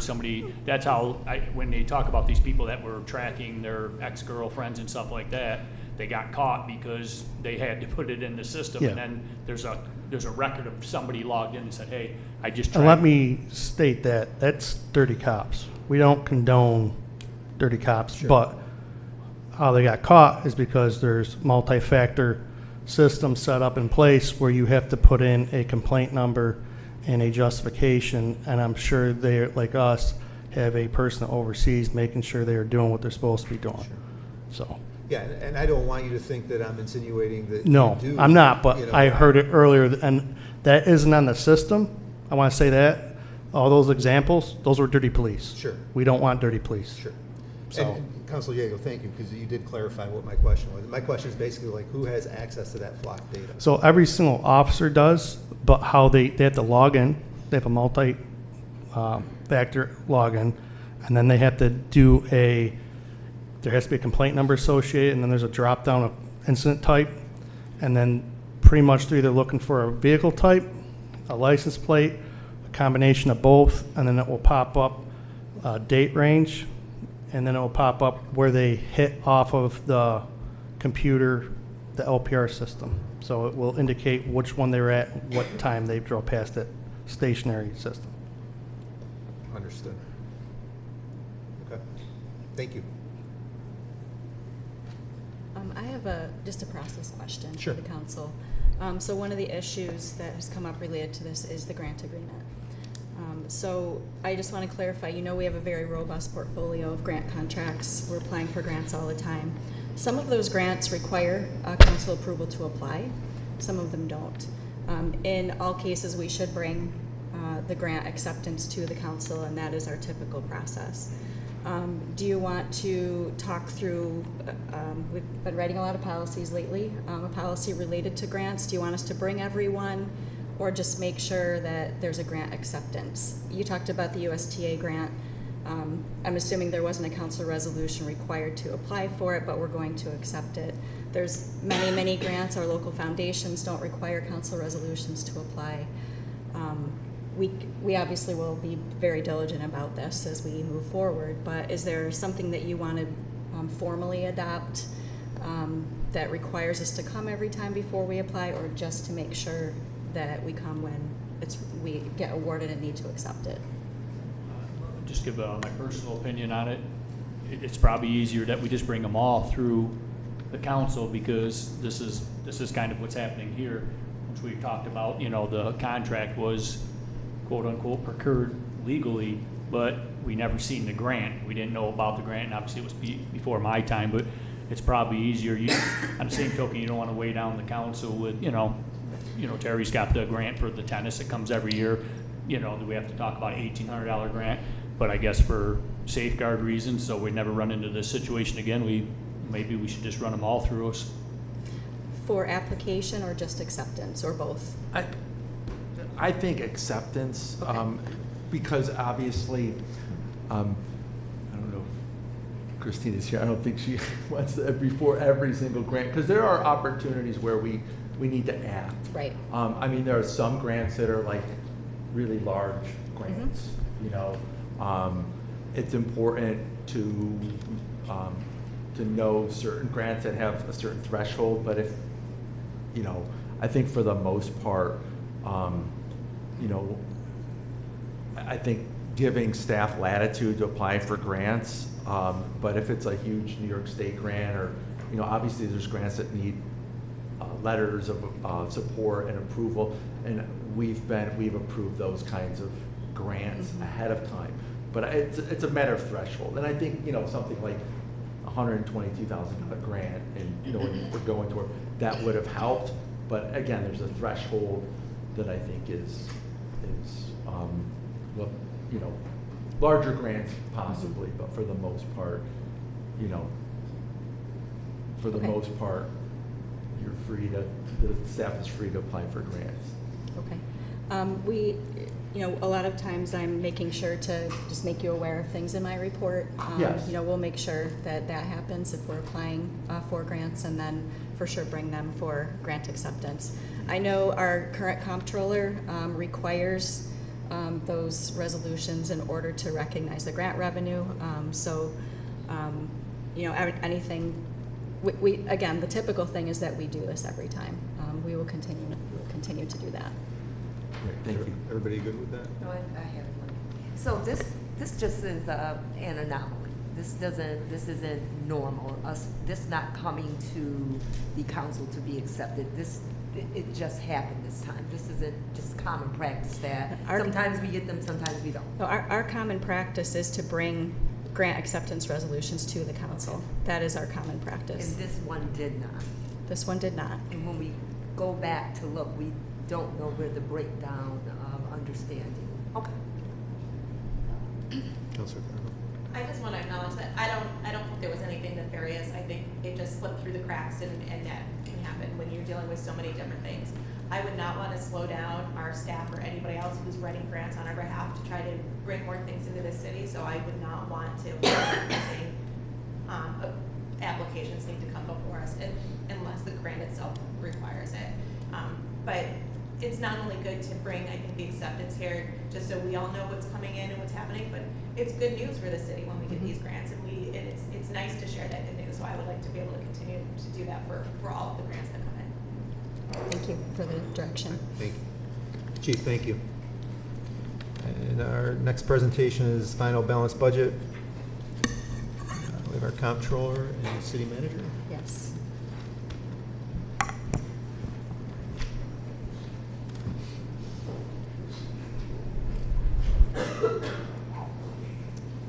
I'll just start out while we're bringing up the presentation. Thank you, Mayor and members of Council, for the opportunity to present the recommended 26-27 city budget. I want to acknowledge the hours of work and effort and number crunching to get to this point, department heads and other city coworkers who have participated in the budget development, City Council for your assistance and feedback, and especially the person who's put the most blood, sweat, and tears into this, our comptroller, Mary Beth Leeson. Thank you, Mary Beth. We still have work to do, as there are still several moving parts, but we get closer every day as we work towards the June 4th budget vote. This presentation will provide a summary of recommendations for the following funds. The general fund, which has been what we've spent the most time on in discussion. The landfill fund, the power utility fund, the water fund, sewer fund, and our new enterprise recreation fund that covers Casey and Falcon Park. I'll take our first slide to just give some general comments about the general fund, and then I'll hand it off to Mary Beth to walk us through the numbers. Our recommended budget in the general fund is based on several different items. An 8% tax levy with a 4.5% allowance for uncollectible taxes. Anticipated New York State temporary AIM increase of $1.2 million. Finalizing contracts with multiple outside entities, which would provide additional revenue to support operations. We are involved with several different union contract negotiations. And just to note, as of this date, the recommended budget does not include cost of living adjustments for the unions currently in negotiations and senior management, but we are continuing to work through these discussions. So now I'll turn things over to Mary Beth to walk us through the numbers. Good evening. One question. Go ahead. Well, just one quick question. On the part where we're talking about the contracts, so kind of like you said a few minutes ago, this is still kind of up in the air because if something happens and one of these contracts doesn't go through, we're going to have to readjust again. Correct. Okay. So we have, again, like the AIM funding we have built in there. Right. We have, an 8% tax increase built in there. So some of these contracts we're working on, we're still continuing to work with our partners. Appreciate it. Thank you. Thank you. So as you recall, when we started this process, the original requested budget had a $4.9 million gap. Through a lot of, as Jenny said, blood, sweat, and tears, we've kind of gotten back to a recommended budget that balances at this time. I would say that numbers feel like they're changing every single day. So I've been keeping a running list of every change, trying to make it easy for council to track and share that out, but it's changing rapidly, so trying to keep up with that feels like that's all I do lately. But we were able to increase revenues in some places and then obviously cuts. So departments with an 8% tax levy, it was 8.37% cut for each department. Obviously, it's not an exact science, so for example, the city manager's office had greater than 8.37%, but by and large, that's where everybody landed. So if we start with revenues, property tax and other tax items, the increase here was twofold. I had gotten property tax information related to pilots from Ada. Ada does the billing for all of the pilots that they grant. With the reval, some of those numbers changed, so we got updated numbers there. There were some other changes, small changes within that pilot calculation. In addition, we also had a couple of city pilots that were not included in the original list, and so when I went back through and verified with real property through the assessment roll, we were able to identify those, and so that number increased as well as the property tax to the 8%. Non-property tax items, we did increase the sales tax number slightly, as well as the occupancy tax. You've heard me talk a couple times now about sales taxes trending high. I am not budgeting it as high as it's trending right now, but I'm adding a little bit. We talked a little bit in our office this week about the cannabis tax as well. We just got another quarterly distribution of cannabis tax from the county, and that has gone up again, so our revenue from that seems fairly strong. Departmental income, that's really where, from parking revenue, that increases in there. So as we talked about in the fee schedule, we raised a lot of those parking fees. I was pretty conservative in what that revenue increase. I did a 20% increase to the revenue. The original revenue budget was based on actual collections from this year, but not taking into account delinquent parking tickets. So, the original budget that I had presented to you with the requested budget was pretty conservative. I did add 20% just because we're raising rates in our proposed fee schedule. use of money and property, that is related to retiree drug subsidy. So I actually went out to our consultant and said, can you give me a real estimate? Because we, at one point, had gotten 110,000 in 1 year, and the next year we got 8,000. So I was like, I need to know where we're really going to land. So they went through all of our medical claims and gave me an estimate. I still was pretty conservative. He was like, it's going to be somewhere between 30 and 50, and I only increased revenue by 25 because I'm trying to be conservative, so I'm sure that we can meet it. In the state aid, we're able to charge a couple of our grants for labor. So a couple of departments, as part of their budget adjustments, are going to claim the labor towards the grant.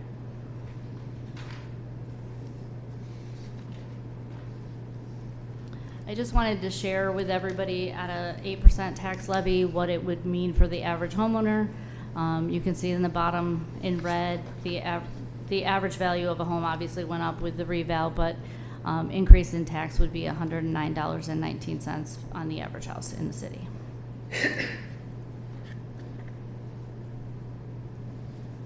So we talked about the revenue adjustments,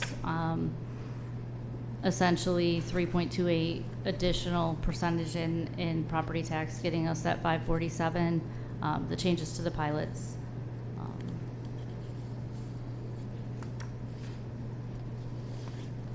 I do want to point out here, as part of the departmental income increase, we talked about the parking. Ambulance, with the way that their cuts happen, we did also have to decrease revenue. However, that was factored into Keziah's original presentation, so she is still budget neutral with that cut. And these are the two state aid sources that we will recognize revenue in the general fund to offset salaries.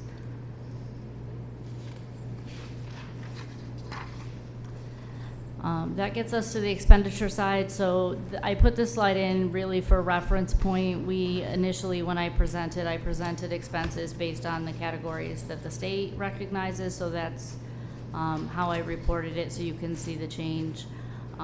You'll see that, like, in some areas 8% isn't flat across the board. Keep in mind, a department like DPW is in multiple categories in this, so it's not as easy to look at as far as department by department. So for example, you know, street lighting falls in public safety on the state report, so the cuts there wouldn't necessarily reflect for DPW.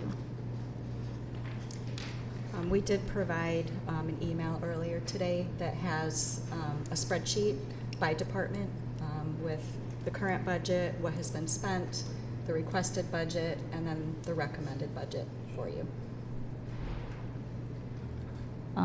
So I kind of, and again, you've heard me say this before, it's really hard on a department by department basis to show cuts. Again, I'm going to pick on DPW.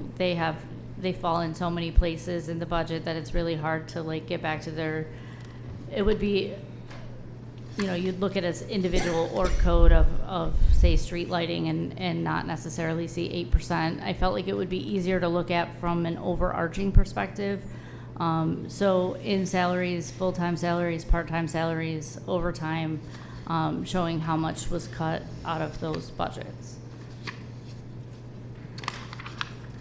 I was going to say, I'm going to turn it over to you for here. So the largest and most concerning impact in this recommended budget is the reductions to department salary lines, which results in elimination of multiple general fund positions across the city. We've already been feeling the impact of vacancies that we have held through this current fiscal year, and the loss of additional positions will have an even greater impact on our operations. So I'll just talk through the numbers. In the current year's budget, 25-26, this is just the general fund. This is not employees that are represented in other funds, so just the general fund. 273 full-time employees, 46 part-time employees. In the recommended budget, 243 full-time employees and 18 part-time employees. So the change there is 30 part-time and 28 part-time positions that would be eliminated in this recommended budget. Some detail on that. We would eliminate 13 vacant positions, eliminate 7 positions due to retirements, 1 position due to resignation, and eliminate 9 staffed positions. I have a qualifier on the slide because we talked about contracts that we're still working through with different entities. On the part-time side, we have 28 staffed positions. Again, some of these would be subject to change based on negotiations with outside entities. Any questions on this slide?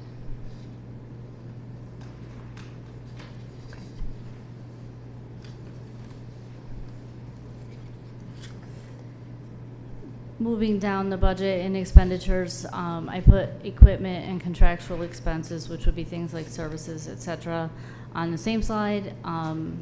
The largest decrease in equipment, we removed all vehicles from APD. So that's the most significant part of that. I know DPW cut a mower out of their budget. Fire also cut some equipment out of their budget. Contractual expenses, we did cut. We have brought some of these services in-house.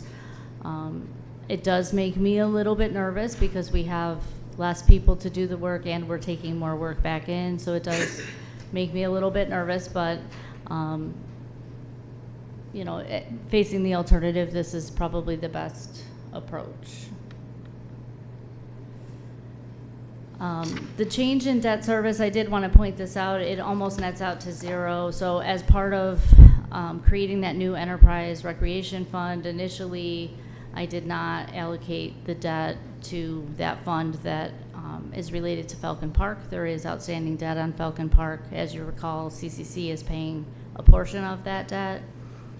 Because the revenue is over in enterprise recreation, I did move the debt over. I did have to increase the transfer from the general fund to support enterprise recreation and make it break even. We'll talk about that a little bit more when I get to that fund. And then employee benefits. So the retirement, you've heard me talk about that a lot. The fiscal year of the state is how that cost is driven. So when I initially did projections in January, we were projecting from January through the end of March on salaries to come up with a projected retirement number. The state basically does that calculation for us. Staff in payroll and HR have worked a lot to make sure we are at gold standard reporting and that we are matching up as far as reporting to the state. Luckily, those numbers came in lower once we had actual salary dollars. So we were able to reduce those budgets some. The health insurance change, the decrease is primarily due to positions that we've eliminated in the budget, which would also drive dental and vision. Workers' compensation, historically in the budget we've allocated that based on salaries. I have a breakdown from the insurance company based on risk, so you know, my job isn't as risky as someone who's on the back of a trash truck. So I pay less workers' comp because my job isn't as risky. We allocated the costs based on that, which actually caused an increase to the general fund. This kind of just explains what I just talked about. Do you want me to stop at general fund or should I keep going? Any questions on general fund? Landfill fund. So if you recall, last year we did a significant increase to the rate for landfill in the hopes that we wouldn't have to do it again this year. I think we've achieved that. The only change on the expenditure side for the landfill is the workers' comp insurance. I think they took the biggest hit as far as workers' comp. Unfortunately, that's a dangerous job. This does add back to the fund balance. The fund balance is not strong in the landfill fund, but this will hopefully add back with this budget. And then, you know, as we go through this current year, I've already talked to Mr. Rhodes, and I know we're going to work on how we can be more efficient and that kind of thing as well to come up with a proposal for next year. Power Utility Fund. So this fund is a little bit tricky. We're all aware of the outstanding debt. The way that enterprise funds work, debt principal is not an expense, where in the general fund it is an expense. So although it's showing a surplus, once we have to make the debt principal payment, this fund will be at a loss again. There's not really much we can do until that debt gets paid down. So the good news about the Power Utility Fund is we have great staff that works on it, and with wet weather we're doing much better at this point than we were a few months ago, and I think we'll be close to hitting our revenue targets for this current fiscal year.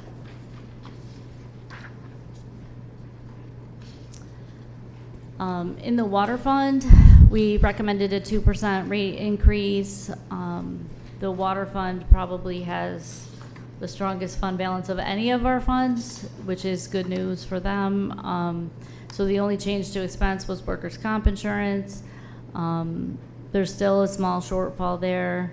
We do know that there will be some staffing changes in there. I anticipate those will generate some cost savings that will bring this closer to break even. I think that the cash flow that this fund has is going to be important as we start to do some capital work on some of those bigger projects we have coming up.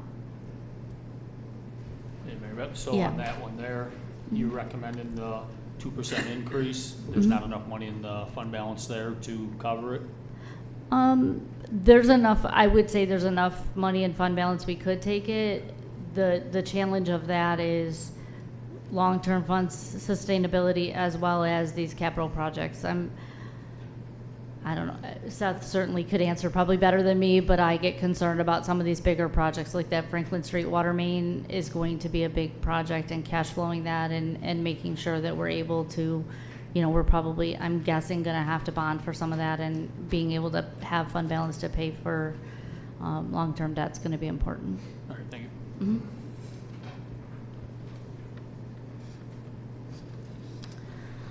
Pretty much the same story in the sewer fund. Again, there is some employee transition in this fund that we're just learning of. I haven't factored any of the changes into this budget. We are recommending a 2% rate increase. Really changes just due to there's a charge between water and sewer for billing, and then the workers' comp insurance. With this fund, the fund balance isn't quite as strong, although we are anticipating that with the new process coming on board with the wastewater treatment plant, there will be cost savings there.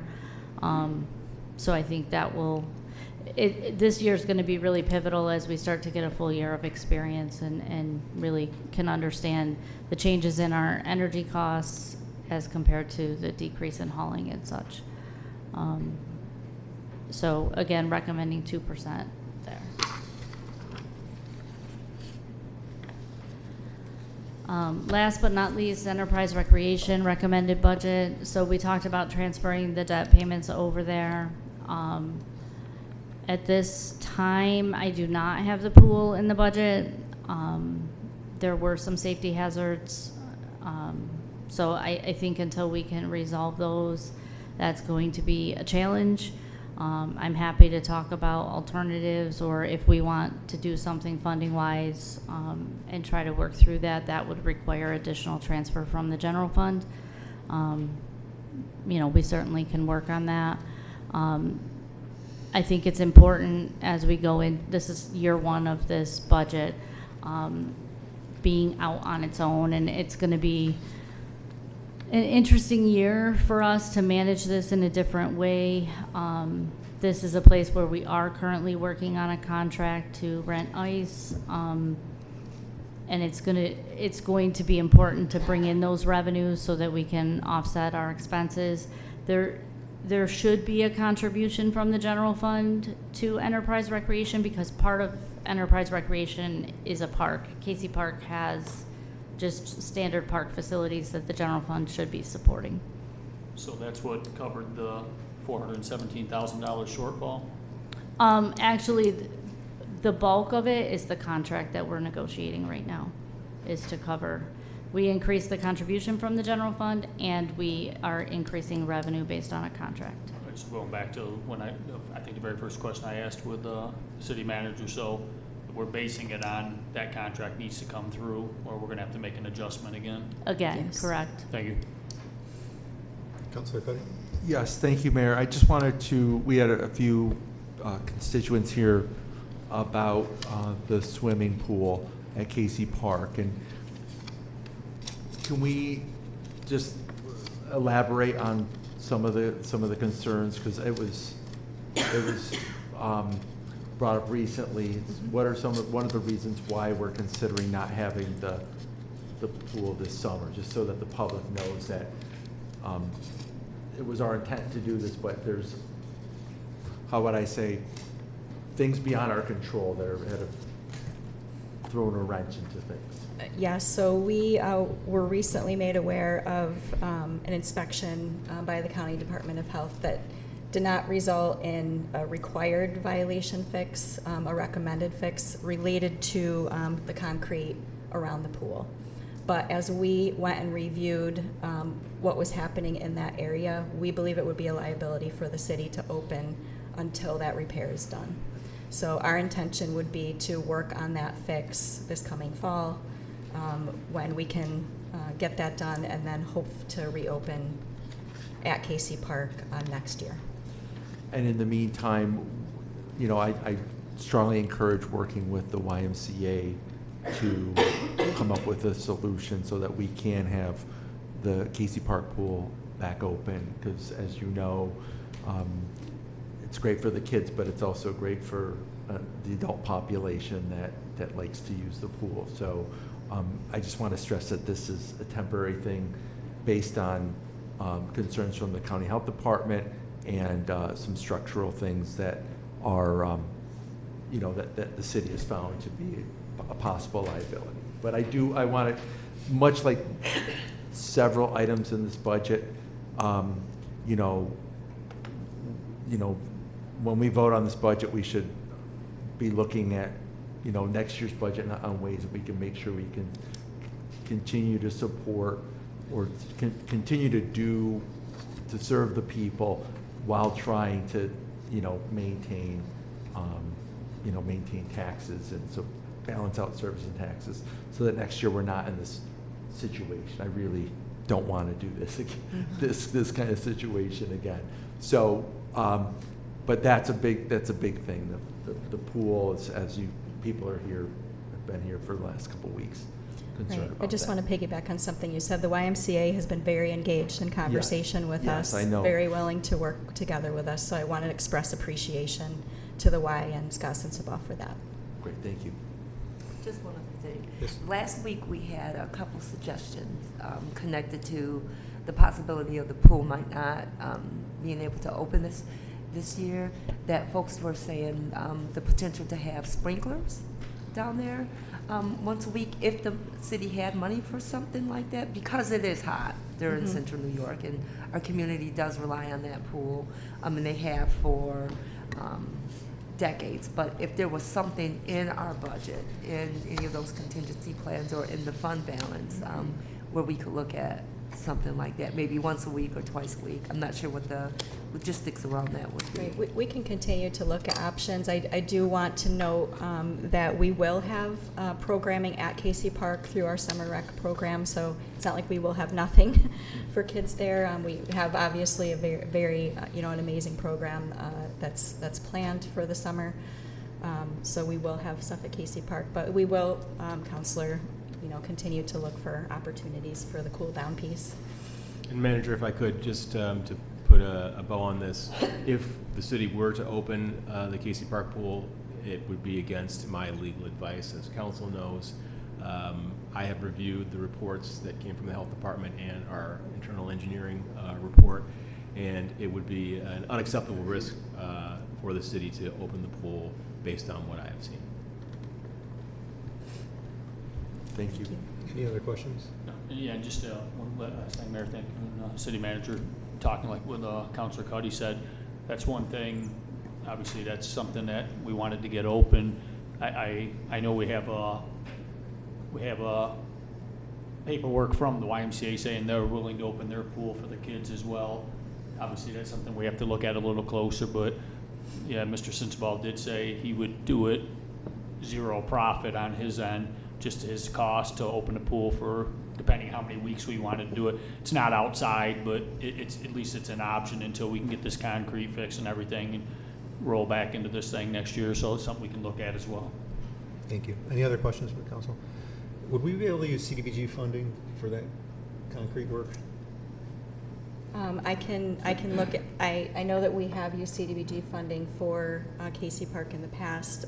Without knowing the budget right now, Sure. I'll get back to you on that. Perfect. Okay? Ms. Leeson, thank you. I just have a couple questions for you. Sure. Current budget expenditures, how are we tracking with expenditures? So I did look a little bit, you know, we've had some positive things happen. When I looked last week, most departments are falling within budget. I think we're gonna have challenges in our utilities.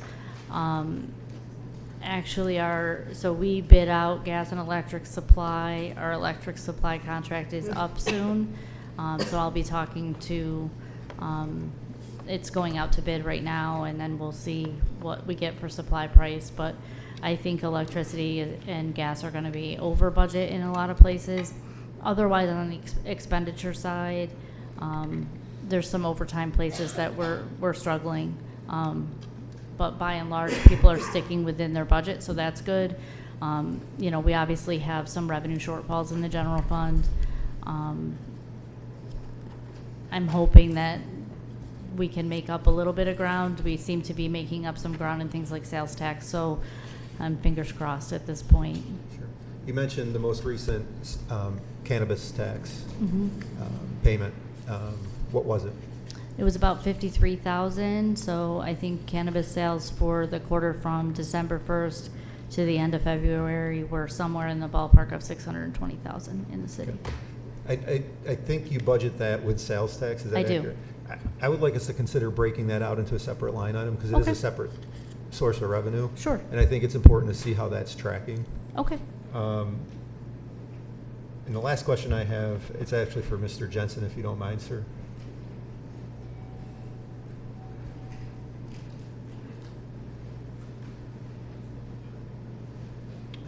The proposed sewer and water increase is to 2%. On an average homeowner, what are we looking at quarterly and annually? Yeah, so I'd be happy to develop kind of a fully public document that shows every customer, Okay. but on average it would be about $4 a quarter. Okay. All right. For both? $16 a year for the 15 unit user. Okay. Very good. Thank you. You're welcome. Yes. Go ahead. Since Mr. Jensen is up, I know that we are working, we've been working with outside communities or the towns and villages that contract with us. Correct. Are the increases that are happening to the, to the people that live in Auburn, are they analogous to what the kind of contracts we're working with, the methodologies that we're working with the surrounding towns and villages? Right now, the way that we're in agreements with those towns is they pay either 5 or 15% above the retail rate, depending on which agreement there is. That methodology is carried through on the revenue side right now in water, and that would be subject to adjustment depending on where we land. Okay, great. Thank you. One question, Seth. I watched the last couple budgets you've done, and just if you could speak on it real fast. You proposed the increases usually over a 5-year period. Yeah. And that's something that's been a big thing. You see it just happened with the school district. So basically, and correct me if I'm wrong, you're just making sure that we're in where we need to be year after year. That's why it's set up that way, so we don't fall short down the road a little bit. Each year is going to get us where we need to be. Sure, yeah, I can speak to that a little bit. So for the last 10 years, we've been engaged in 5-year rate projection, planning, with a rate specialist out of Buffalo. And the first time we went through that exercise, we set like a 5-year rate, and it was a pretty substantial change in the water rate, not in the sewer rate, but in the water rate, with the idea, the concept that we would over collect in year 1 and year 2, and in year 3 it would be, that rate is kind of the break-even rate, and then year 4 and 5 you're falling behind. So by the time we got done with that 5-year set it and forget it rate, and we were reanalyzing and looking forward for the next 3 to 5 years, we were operating at a deficit that required yet again another fairly substantial adjustment in order to catch up. I think it's my recommendation, I believe our comptrollers as well, to kind of just stay slow and steady and try to hit that lower 2% every year instead of all of a sudden the big 10% 5 years down the road. It's easier for our businesses like Nucor and some of our other larger customers too, where that doesn't seem like a lot of 15 units for you and me, but for a business to see a 10 or 15% adjustment is substantial. Right, and I think that ties into this entire budget that, like Councilor Cuddy said a minute ago, we got to be looking at next year, the year after. I know you said you're going to work on the 5-year plan. I mean, that's important, and it's kind of just following what Seth's doing in his department already, is what the whole overall budget needs to look like. So once again, we're not sitting here next year, the year after, saying, oh, well, we got to hit you for this much because we, try to do this or that. But I appreciate it. Thank you. Set, council. Thank you, Ms. Leeson. Thank you. Other business from the council? Hearing none. I understand you have a request for executive session, Ms. Haynes. I do, Mayor. Thank you. I have one item related to the financial history of a particular corporation, 2 matters leading to the employment of a particular corporation, 2 matters related to collective negotiations pursuant to Article 14 of the Civil Service Law, actually 3 items related to that, and then 4 items related to the sale or lease of real property. I'd like to add 2 items, employment history of 2 individuals. Do we have a motion for executive session? Councilor Clarko, second by Councilor Cuddy. Please call the roll.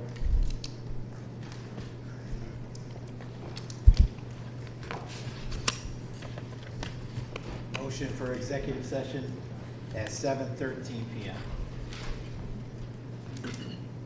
Councilor Diego? Yes. Councilor Overstreet Wilson? Yes. Councilor Cuddy? Yes. Councilor Clarko? Aye. Mayor Denton? Aye. We'll be in recess for executive session.